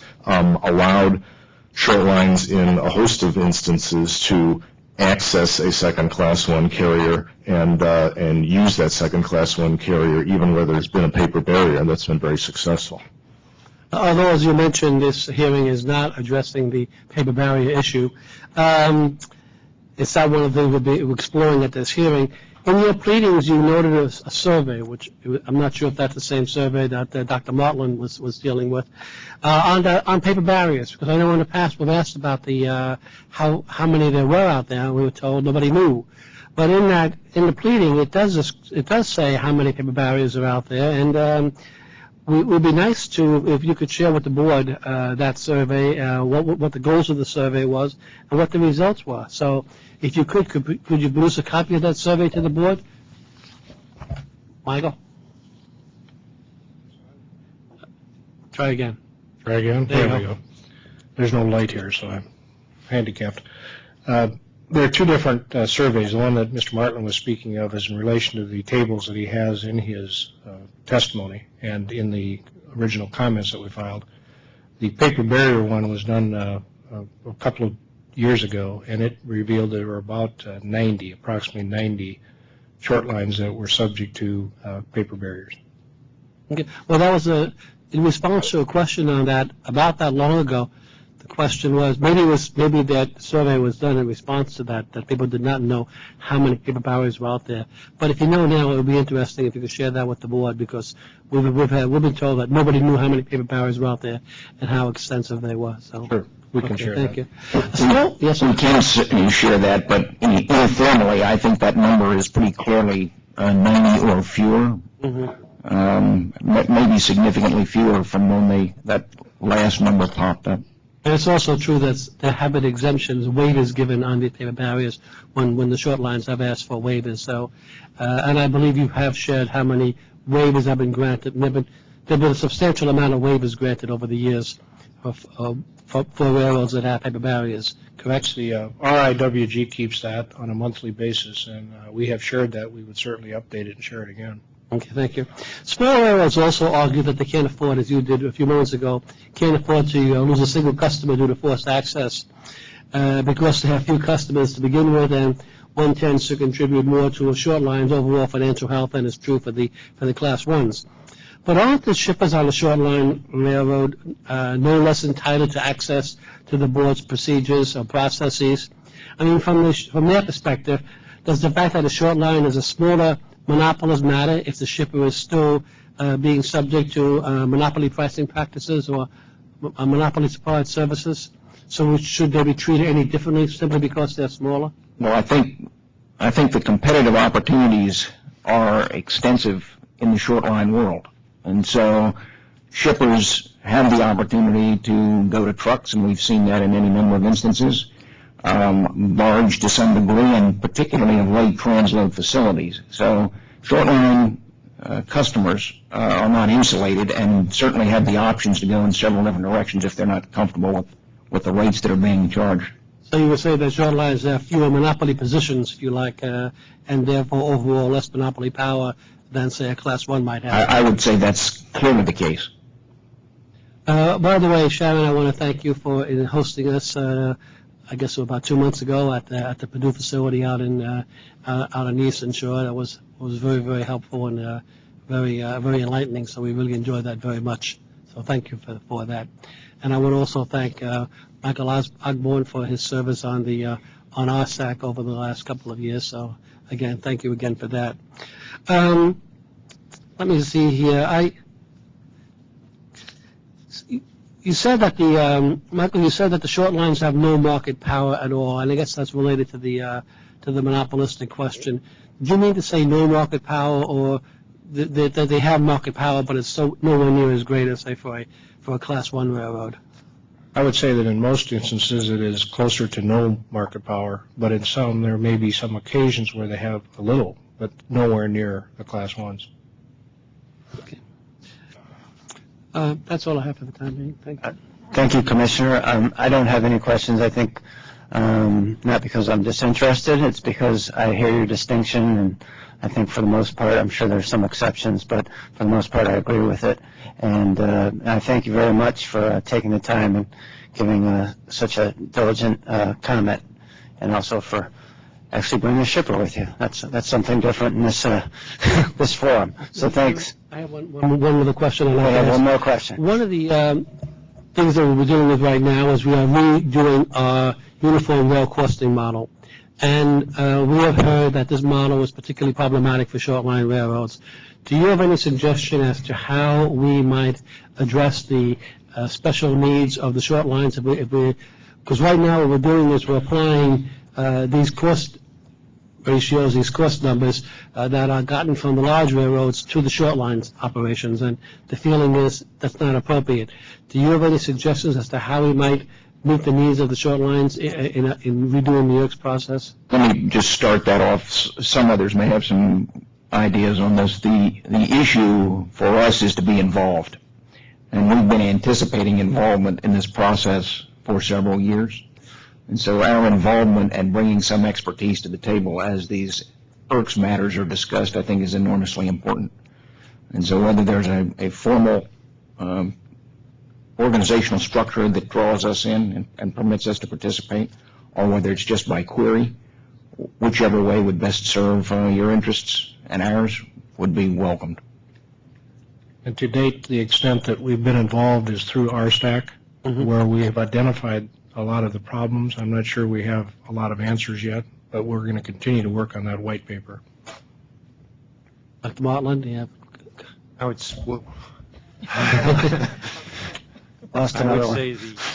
the main distinction is that the fixed costs, especially the track costs on the small railroads, are a very high proportion of their total.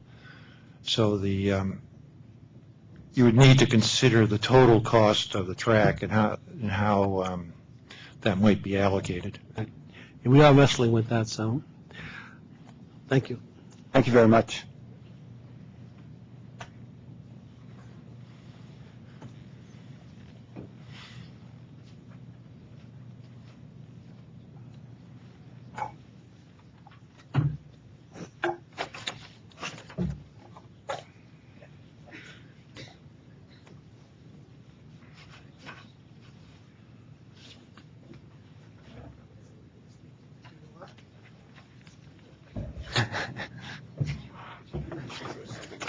I wrote that up this morning, Mr. Schick.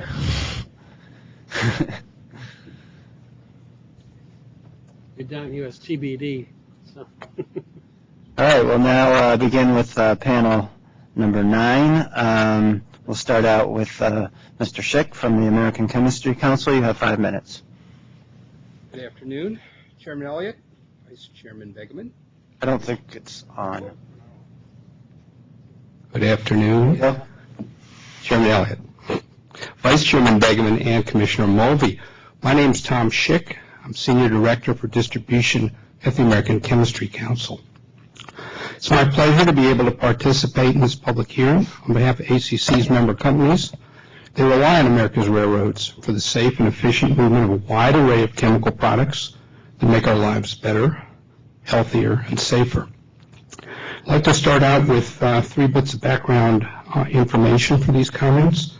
Regarding jobs that have been talked about today, the business of chemistry provides more than 800,000 high-skilled, good-paying jobs in this country. Regarding exports, which the chairman mentioned many hours ago in his opening remarks, chemicals account for more than 10% of U.S. exports.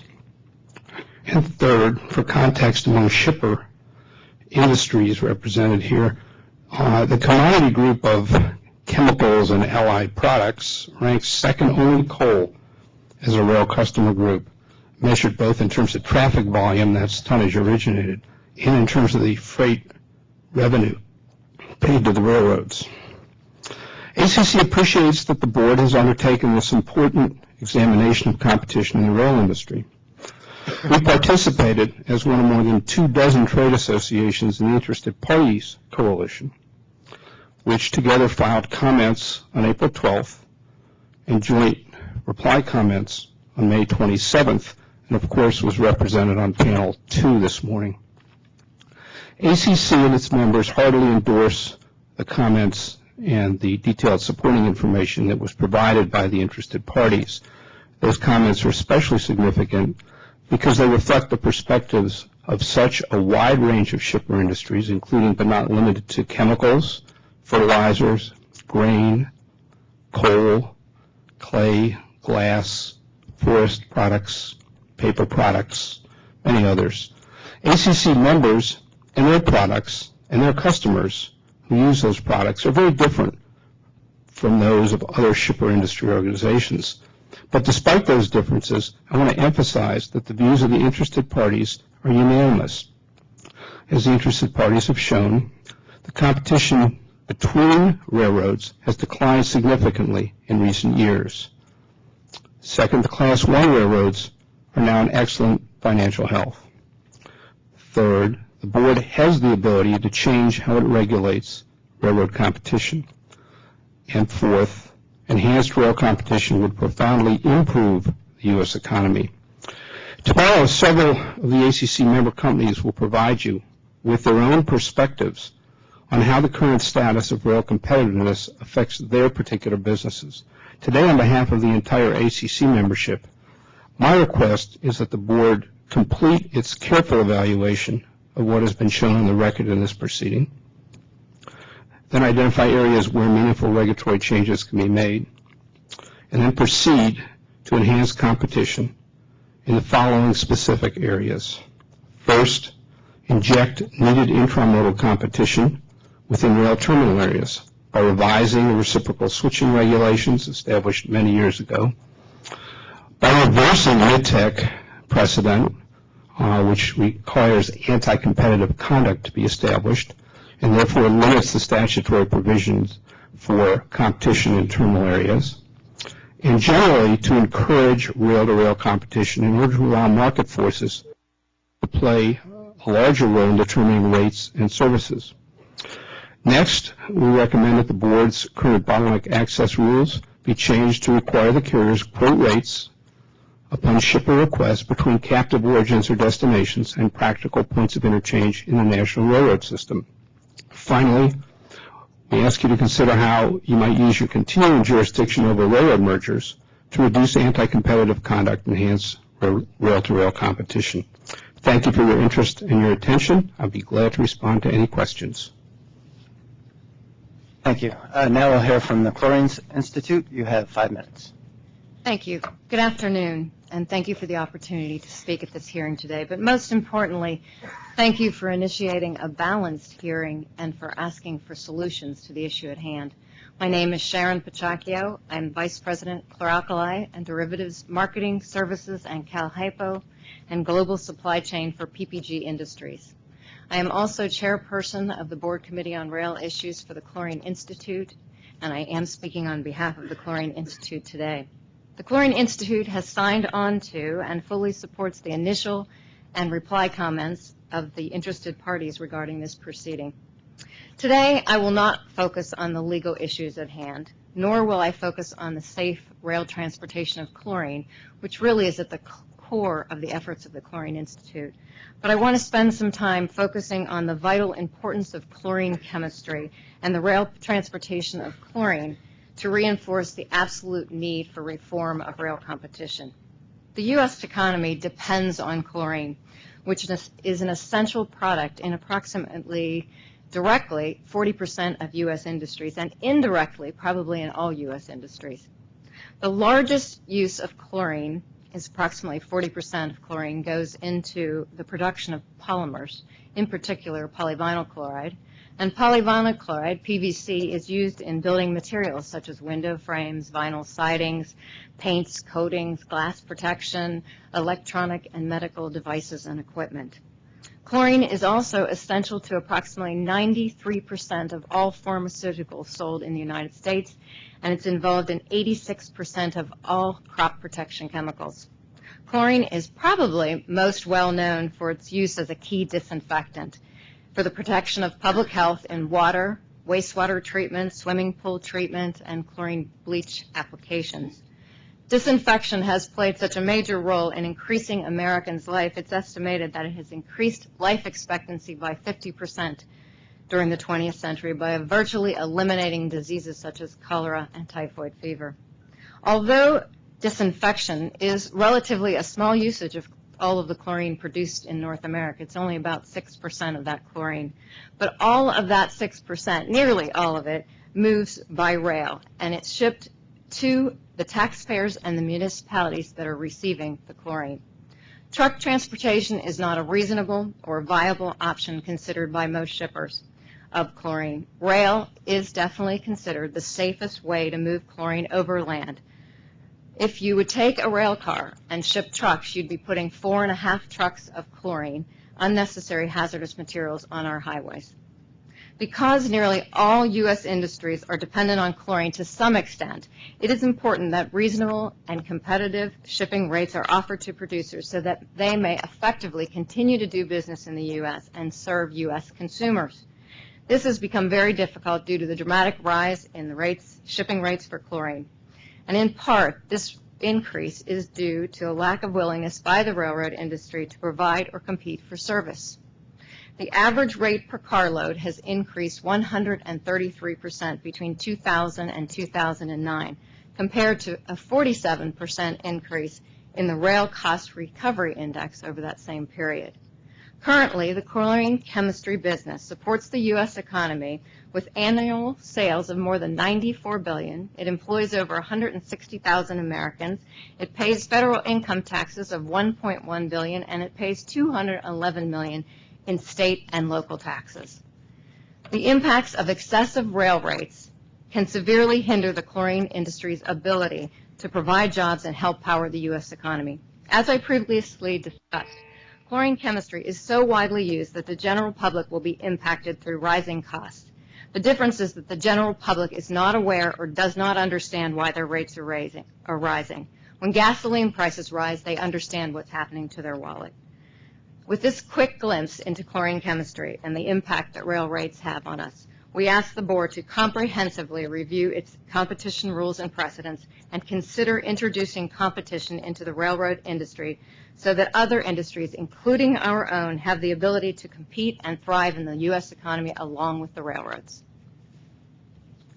Thank you very much. Commissioner Mulvey?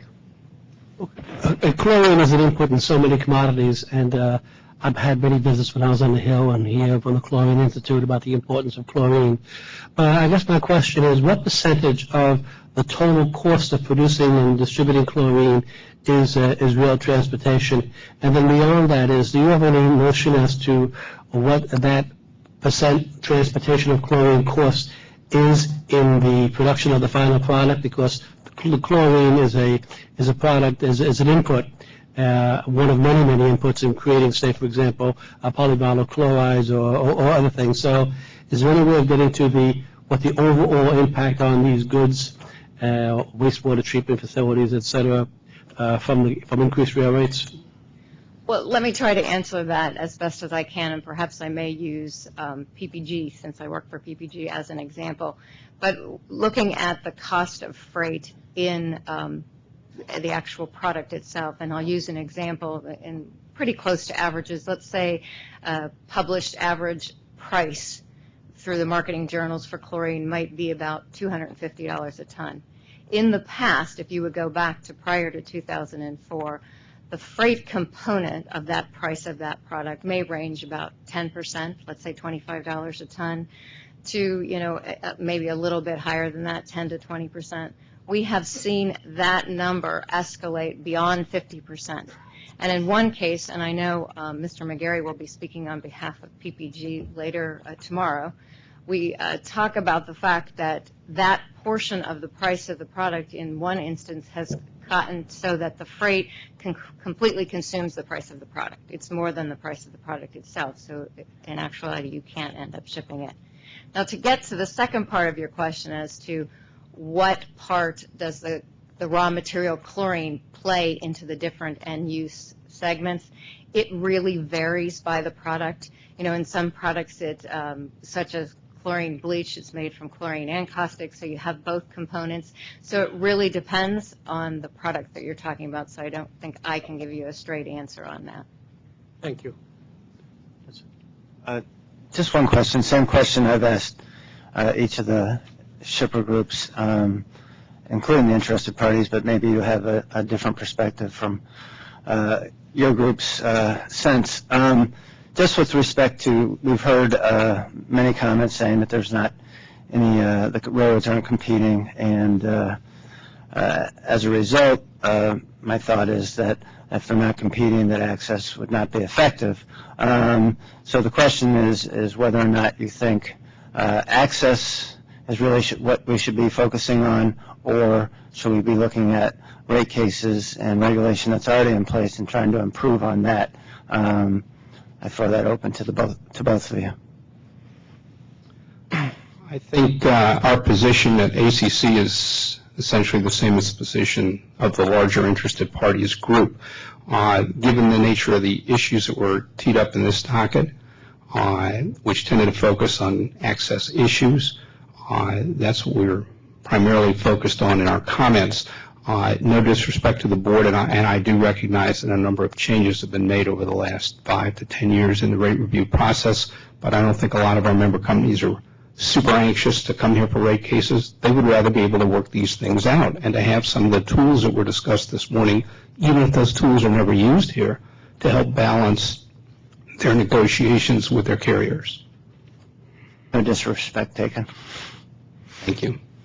I would reiterate the same for the Chlorine Institute and on behalf of PPG, that improving the use of the tools is really what we're looking for, because if you say that we're only going to focus on open access and you really don't get the competition that you're looking for in open access, then you need your second tool, which is your ability to bring rate cases. And I agree with Mr. Schick, you don't necessarily want to have to bring a rate case, but if we do, we want a much simpler and streamlined process that allows us to actually bring them forward.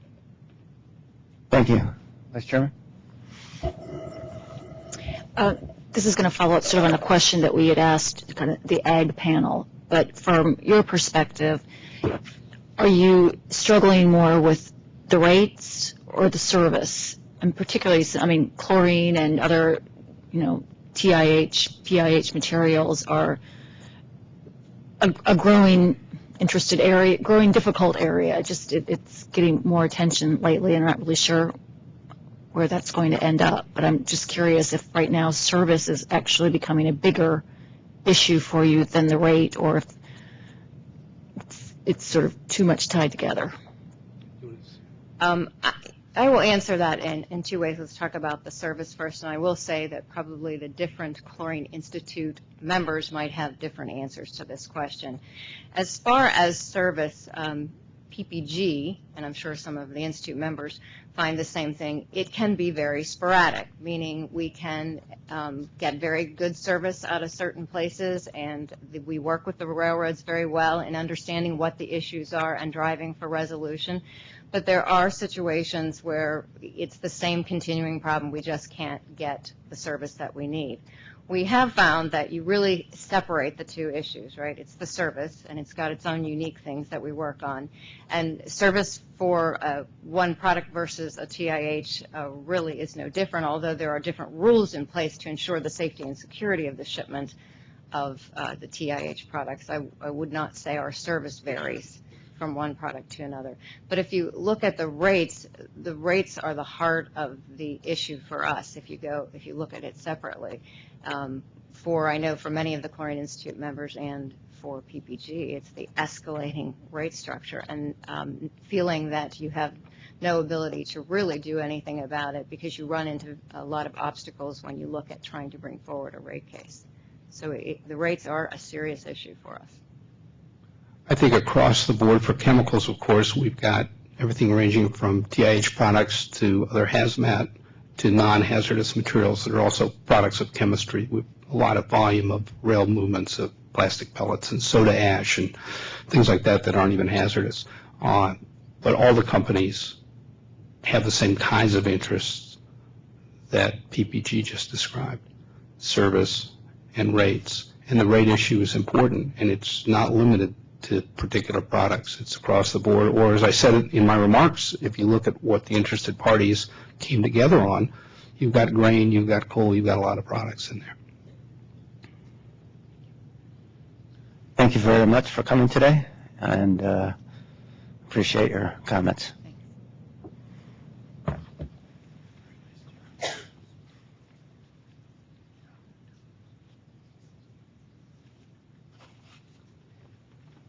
We'll now proceed with panel number 10. Thanks.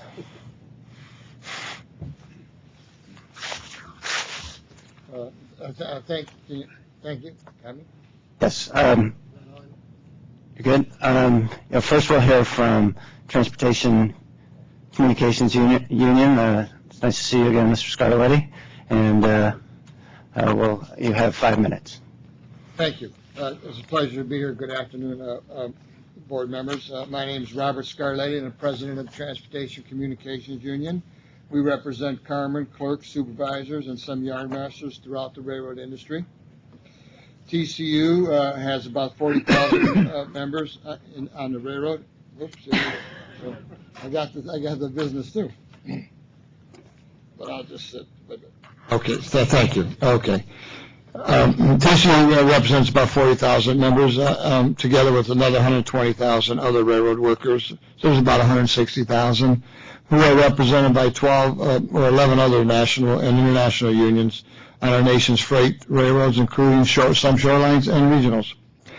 The economic well-being of our members is our union's #1 priority, which is directly connected to the financial health of the railroad industry. 98% of railroaders stay in the industry their entire working career. Rail union jobs depend upon a financial viable industry that can earn sufficient returns on its investments, which in turn provide the middle-class jobs our country needs, the kind of jobs that allow Americans to pursue the American dream. Railroading is a very capital-intense industry that requires huge investments, infrastructure, equipment, infrastructure and equipment. Since 1980, the railroads have invested over $480 billion in capital expenditures. To continue the quality of service the railroads provide, significant ongoing investments must be made in rolling stock, signaling equipment, repair facilities, tracks, and in its employees. These comprehensive and complex investments require railroads to be financially strong. Any STB regulation that would require two railroads to serve every rail customer would have severe economic consequences for the rail industry. They project possibly thousands of jobs could be lost. TCU has firsthand experience with the unintended consequences of STB decisions that paralyze railroads. Immediately after the 2009 STB decision on the rate case brought by Basin Electric against BNSF, where the railroad was ordered to lower Basin's rail rates by $350 million, BNSF furloughed more than 100 TCU Carmen members and other Shopcraft employees. The timing of this decision couldn't have come at a worse time for the employees. It took place in the height of the worst recession in our nation's history. The STB may have felt justification in providing relief to Basin Electric. However, it came at a heavy price to BNSF employees.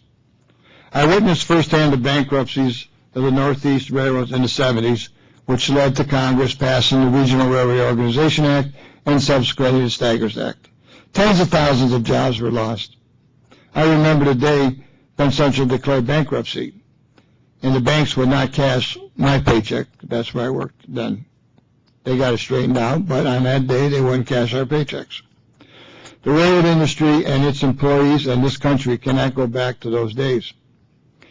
Any further shifting of regulatory balance toward shippers would result in job losses, less wages, and benefits.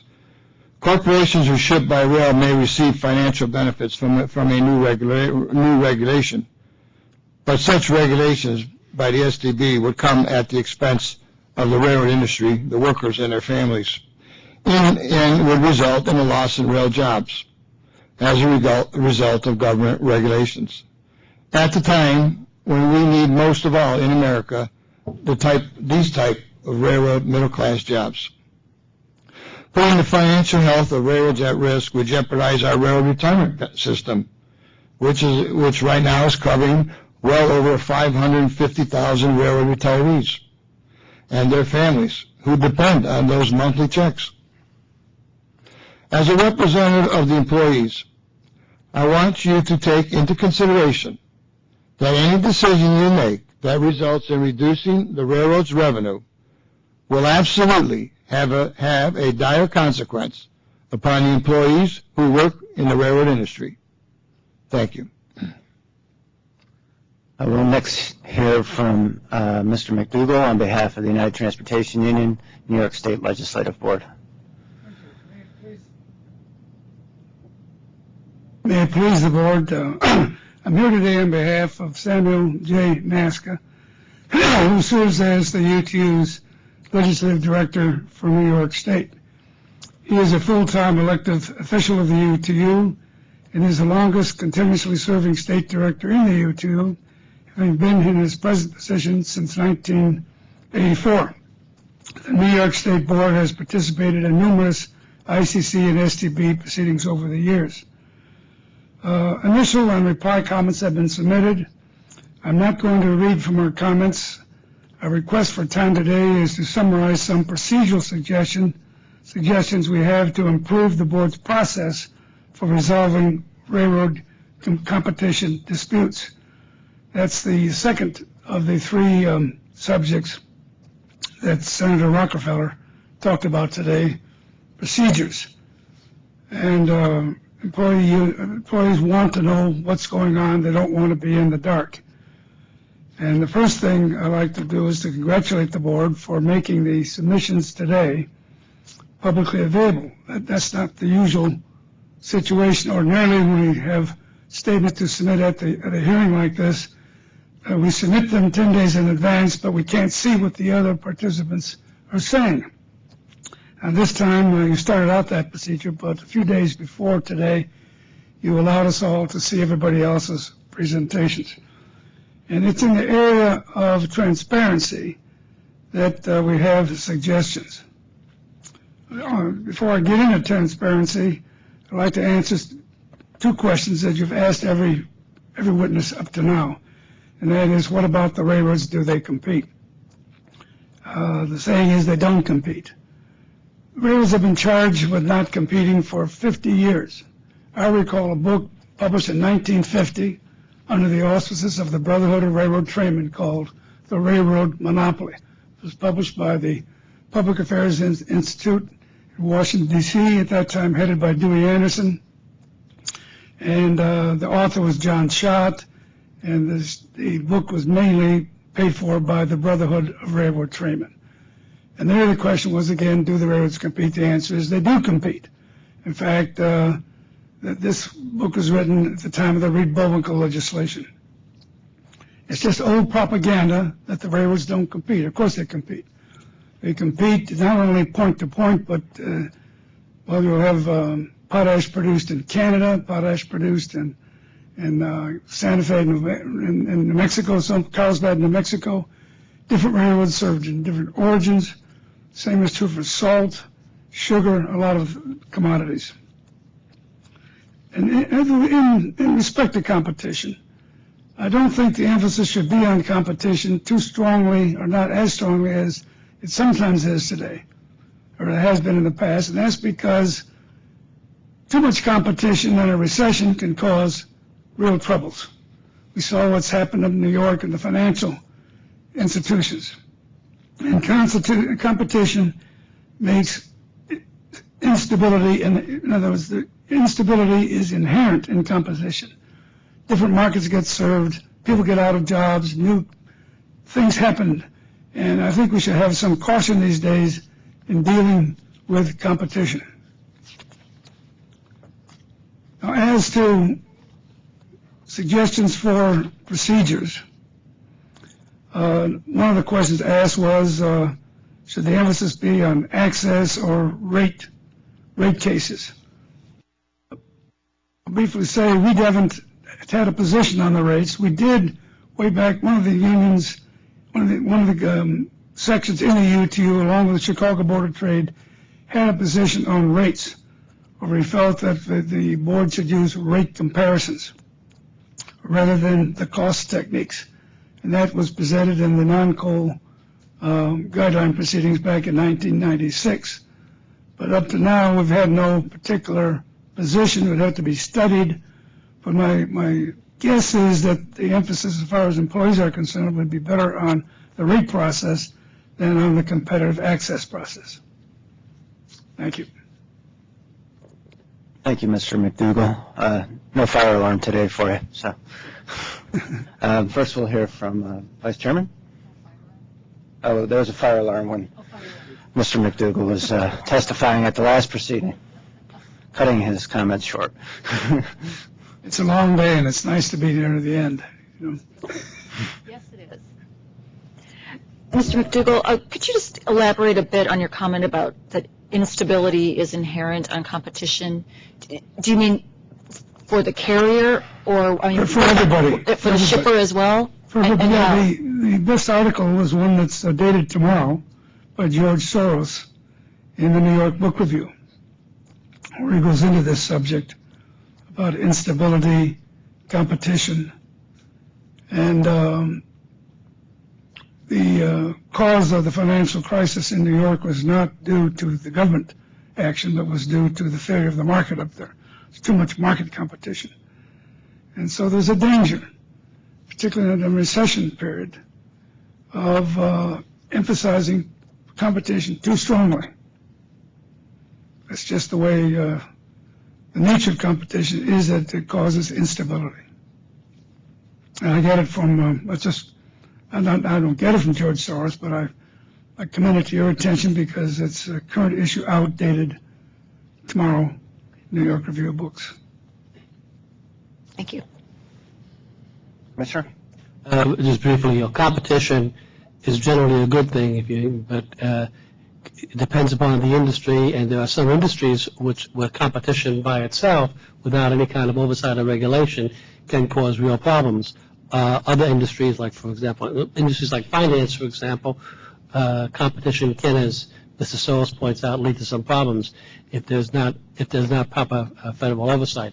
I wanted to just mention, Mr. Scarlatti, he mentioned the railroad retirement and the number of railroad workers who receive railroad retirement benefits, and to point out that railroad retirement is a pay-go system, and that the funding of the railroad retirement depends upon the number of people working who contribute, and current contributions pay current benefits, which is unlike many other retirement systems, and therefore you bring about more of an equivalency between the importance of railroads and workers. It's not just the 200,000 currently working, but it's also the 500,000 and more retirees as well. So it's nearly 750,000 people who are directly dependent upon the state of the health of the railroads, and I think that's an important point to make, because it was said earlier that the other industries that rely upon railroads have far more workers. So I think that creates some of the equivalency. But I don't really have a question on that. So, but thank you very much for your testimony. Could I just make one thing? The notion of efficient markets and rational expectation that the competition is good and so forth, that is being discredited. We're not rational people. A lot of things we do are irrational, and markets are not efficient. So competition is not necessarily always good.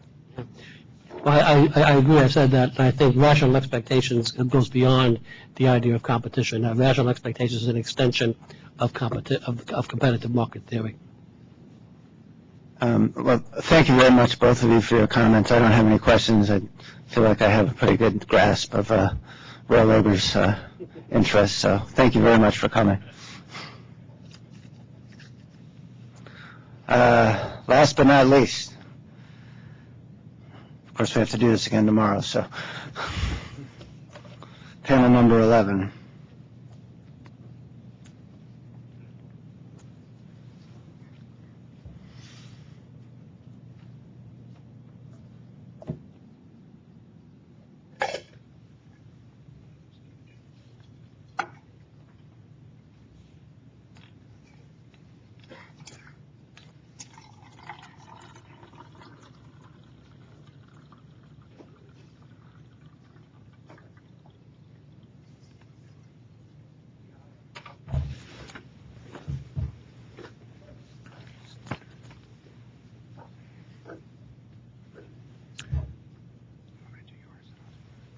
Yeah, that's fine. I'll go and then.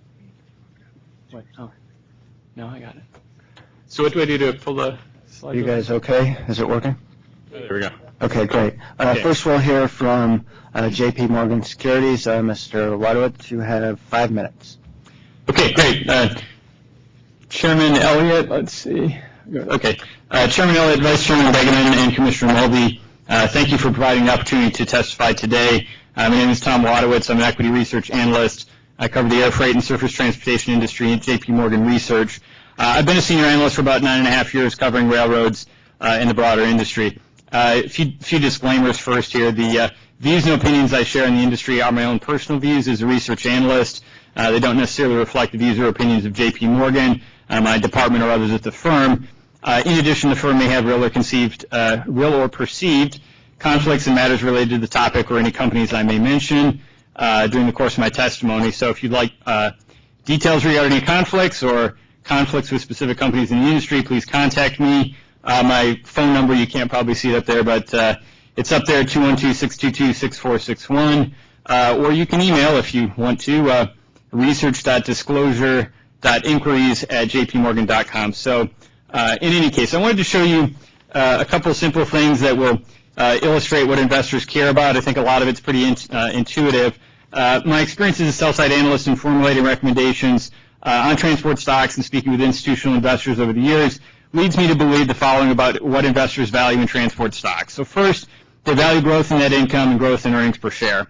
Second, investors value both absolute financial returns, strong returns, but also such as return on capital, but also the trend of improvement in financial returns. So favorable earnings growth performance and a broader trend of improving financial returns have been key factors that have attracted equity investors to the rail stocks.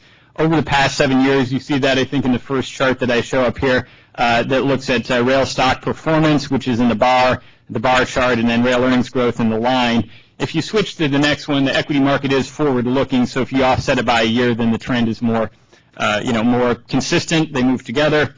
And also then if we flip to the next one, you can see that returns, which is the line here gradually moving up, are associated with times when the rail stocks are performing well. Let's see. So volume growth, pricing improvement, productivity gains, these are the drivers of earnings performance. In addition to cyclical factors such as the economy, we think the rails benefit from secular growth opportunities, in particular converting truck freight to intermodal freight. In the medium term, intermodal volume growth typically does require capital expenditures in capacity expansion, new terminals, new sidings, double track. So even though it requires meaningful capital investment, we think that the secular volume growth potential of this segment is attractive to investors in the rail. So rail investors are not always against higher CapEx if there are good reasons and growth to be had. If you look at productivity trends, I won't put up a chart, but in particular, employee costs are the greatest cost. So trends in revenue ton miles per productivity were impressive for many years, but over about the last 5 years, those trends have stagnated. And since 2004, if you look at the pricing trend, obviously, as has been highlighted today, that's been pretty favorable. That's been a very important consideration for rail investors. In our opinion, significant changes to this favorable pricing trend would negatively affect the attractiveness of the rail industry to equity investors. I have two quick charts here that scatter charts that I guess help you consider what drives valuation of the transport stocks. These are listed with the ticker symbols, so I apologize if you don't have the familiarity with some of these. This is my coverage universe, but the first one shows forward PE valuation on the y-axis and the 10-year realized earnings growth CAGR on the x-axis. You see there's some relationship between valuation and earnings growth.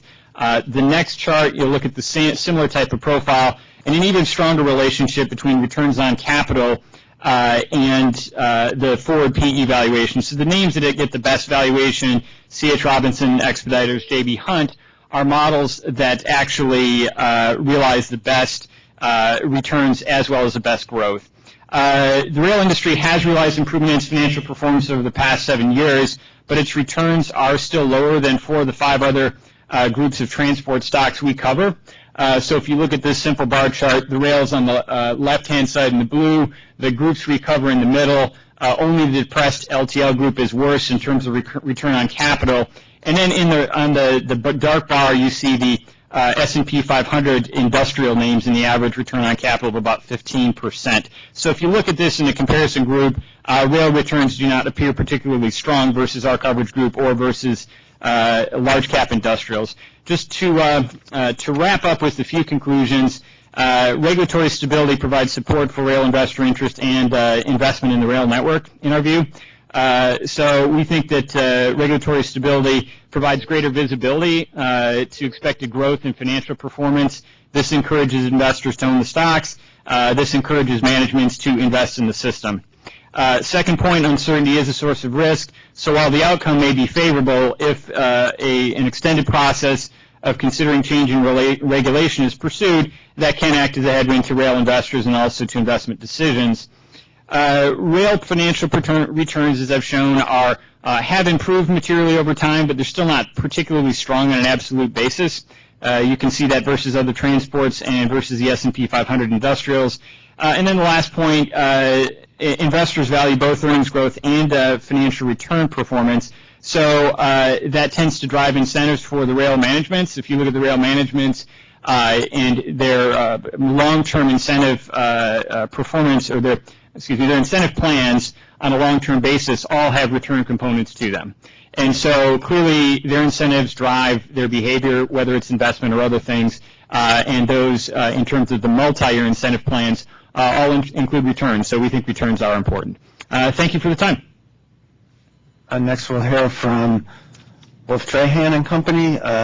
Mr. Group, you have 10 minutes. Thank you.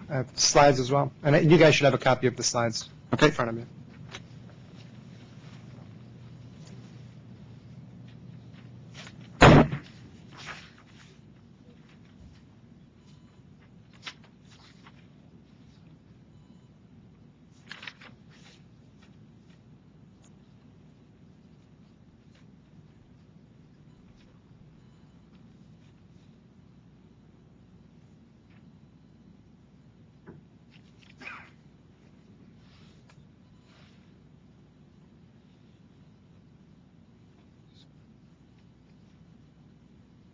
Hello? Yes. Thank you, Chairman Elliott, Vice Chairman Begeman, and Commissioner Mulvey, as well as your staffs for the opportunity to present today. My name is Scott Group. I am a transportation analyst at Wolf Trahan, the leading boutique research firm on Wall Street focused on freight transportation and the macroeconomy. Our clients are primarily mutual fund and hedge fund analysts and portfolio managers who invest in the public equity and debt of the railroads and other transportation companies. I'll make some comments for the record and submit the slides I plan to present to the board today. First, Slide 1 presents stock performance of the rails relative to trucking stocks as well as the S&P 500 over the past decade. On average, the rail stocks have returned 15% annually since 2000, well above the other freight sectors, including the trucks, which have gained 6% annually. This also compares with the S&P 500, which has produced a 1% average annual decline over this period because of poor returns in the early 2000s and in 2008. This slide also shows that rail stock outperformance has become increasingly pronounced since 2005, around when the rail pricing renaissance began. Slide 2 then shows valuations for the large cap railroad stocks and the S&P 500 on a forward price to earnings or PE basis.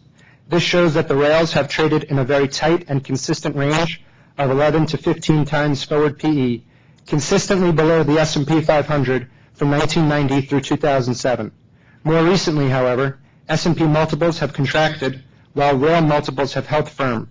We believe the rails have traded at lower valuations than the overall market over the long term because they are more capital intensive and more mature and slower growers without the ability to grow internationally. Further, the rails remain a partially regulated industry, and we believe valuations would contract from current levels if investors perceived potential risk of rising government regulation of the industry. Slide 3 tracks rail and truck pricing over the past 35 years and depicts the rail pricing renaissance that began in 2004. Since deregulation in 1980, rail rates dropped sharply over the following 23 years. Rail rates have subsequently increased materially since 2004 at an average annual rate of nearly 6% on an inflation-adjusted basis. However, rates still remain down approximately 50% since deregulation. Moreover, the spread between truck and rail pricing has widened over the past 30 years, despite the trucking industry being much more fragmented with inherently much more competition. We estimate that the top 10 truckload carriers in the U.S. combined make up less than 10% of the industry's total market share. We believe higher increases in truck rates over the past decade partially reflect trucks being less fuel efficient and requiring higher fuel surcharges as oil prices have risen.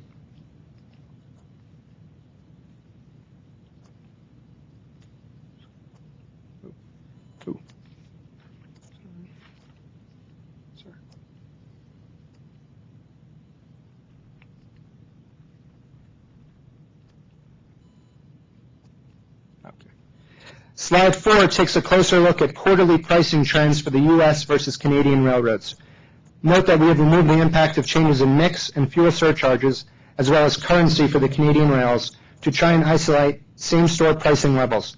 As shown, U.S. rail rates have consistently increased at a faster pace than Canadian rail rates over the past 5+ years. While there are likely several factors that have driven more material rate increases for the U.S. rails, including easier comparisons and longer-term contracts, we believe the regulatory environment today is more favorable in the U.S., as the Canadian rail system provides for mandatory reciprocal switching and final offer arbitration options for all shippers. Into consistently higher pricing gains, the U.S. rails have attracted relatively greater private investment over the past several years, as evidenced by more material increases in their stock prices. Slide 5 then displays capital spending trends for the U.S. rail since deregulation. Railroad CapEx is historically very dependent on the health of the industry, and railroads' capital spending has shown an extremely high 94% correlation with the industry's cash flow from operations over the past 30 years. Further, this slide illustrates that rail capital spending has increased materially since the rail pricing renaissance began in 2004. The U.S. rail industry has averaged nearly $10 billion of capital spending annually over the past 5 years versus less than $6 billion on average the prior 5 years. This represents more than a 60% increase. Slide 6 presents a more granular look at capital spending by railroad. We also show CapEx as a percent of total revenue for each of the Class 1 rails since 1996 compared to the average CapEx as a percent of revenue for the Dow Jones Industrial Average. Over the past 5 and 10 years, railroads have spent an average of 16.6 and 16.4% of their total revenue on capital spending. This is 3 times higher than the roughly 5.5% on average of the Dow Jones Industrials during those periods. Also note that railroad spending increased as a percent of revenue during the global recession in 2009, while spending dropped for the companies in the Dow Jones. Lastly, this slide shows that rail CapEx is expected to increase more than 30% during 2011, and each of the rail managements has recently guided at investor conferences to materially higher capital spending in the next several years. Slide 7 looks at each rail's return on capital relative to the rail industry's cost of capital as published each year by the board. Rail returns on average have improved from a low of about 6% in 2003 to about 10% in 3 of the past 4 years. However, average rail returns have only exceeded the industry's cost of capital once in the 14-year period depicted in this slide. Norfolk Southern was the only rail to return its cost of capital in 2007 and 08, while none of the rails earned their cost of capital during 2009. Perhaps more importantly, the return calculations are based on the rail's historical book values, which are materially understated, with many assets, including bridges, tunnels, and track, that are now fully depreciated on the rail's balance sheets. We estimate that the asset base for the rails would increase by roughly 3 times on a replacement basis, and this implies returns on capital in the low single digits. Thus, it appears to us that despite improved pricing and returns over the past 7 years, the rail industry is not yet revenue adequate on a long-term basis.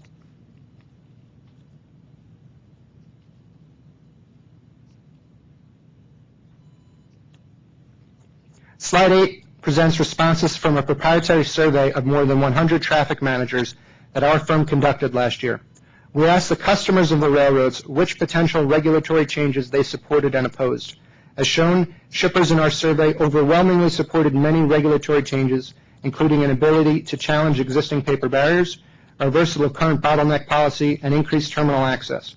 However, shippers were generally split in their support of a switch to a replacement cost methodology and slightly opposed a larger STB with greater regulatory authority. Slide 9 lists up several of the key reasons why rail infrastructure is critical and becoming more so for our nation's transportation needs. Railroads comprise only about 7% of total freight transportation spend in the U.S., but have become an increasingly critical line haul component of moving bulk commodities and consumer goods to businesses and consumers throughout the U.S. and between Canada and Mexico. This has been accelerated over the past 20 years with the rise of global trade and Asian imports into the U.S., which lend themselves to large, less expensive, long-haul moves on railroads rather than other modes of transportation. The rails also provide a crucial element to meet rising export demand for U.S. commodities, including coal and grain. We estimate that rails are nearly 4 times more fuel efficient than trucks, and with increasing highway congestion and oil prices above $90 per barrel, the rails are one of the few alternatives to help decongest highways and make America more productive, safe, and environmentally responsible. Our survey work also suggests that rail rates are about 10 to 15% cheaper than comparable trucking rates on competitive lanes, while laying 1 mile of rail track is about 1/5 the cost of laying 1 mile of new highway.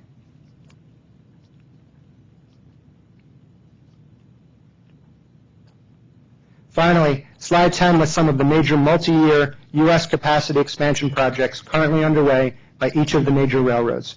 Most of the rails have hosted public Analyst Day presentations over the past year, and each has guided to material increases in rail CapEx and growth CapEx in particular. In conclusion, we believe the rails are vital to the North American transportation network and will be increasingly important to infrastructure in order to alleviate highway congestion and promote a more efficient and environmentally conscious transportation grid. While the rails have seen strong increases and strong earnings and stock performance in recent years, this is the most capital-intensive industry of which we are aware. As a result, the rails have low financial returns on a replacement basis, and we believe rail returns would decline further if the board were to implement material regulatory reform that reduced the rail's ability to differentially price. In that scenario of reduced pricing power for the railroads, we would also expect that shareholders would demand substantial reductions in rail capital spending. I thank you for your time and welcome your questions. Thank you very much, Mr. Group. Commissioner? We're all the way from New York, so I'll ask a couple of questions anyway. Earlier on, many hours ago, a statement was made that railroads are on the top 10% of American industries in terms of profitability. Your data seems to suggest that that's not true. Could you explain the difference? Where do you think that number came from? I think it was a Fortune magazine article, but I'm not familiar with that. I was wondering if you, either of you. Yeah, I'll provide one thought on that. I mean, if you look at margins as a measure of profitability, my guess is that may be what the article was referring to. The margins in the rail industry are strong, and they are, let's say, 25-30%, and those are strong relative to, say, trucking or UPS and FedEx. But the other side of the equation you can't forget about is the capital intensity and investment base, right? And so while they may look attractive from an absolute margin perspective, if you look at financial returns and how much of the amount of capex they spend, the capital intensity as a percent of revenue, then those two together give you the result that the returns are not that strong as I'm sure you've also seen today. So I think that's the problem, is that if you just look at margins without looking at the other side in terms of how much they need to invest, then it gives you probably a bit of a false picture. Is there a self-fulfilling prophecy at work here? The railroads keep saying that if any change is made in competitive access or the bottleneck rate decision or anything like that, then their ability, their access to capital markets will dry up. Well, if there wasn't any change, that statement being constantly put out there, would in fact that statement be a self-fulfilling prophecy? Or would it happen, do you think, without them saying it? I know there's a... Are they creating their own problem if indeed anything was done by constantly pointing to it?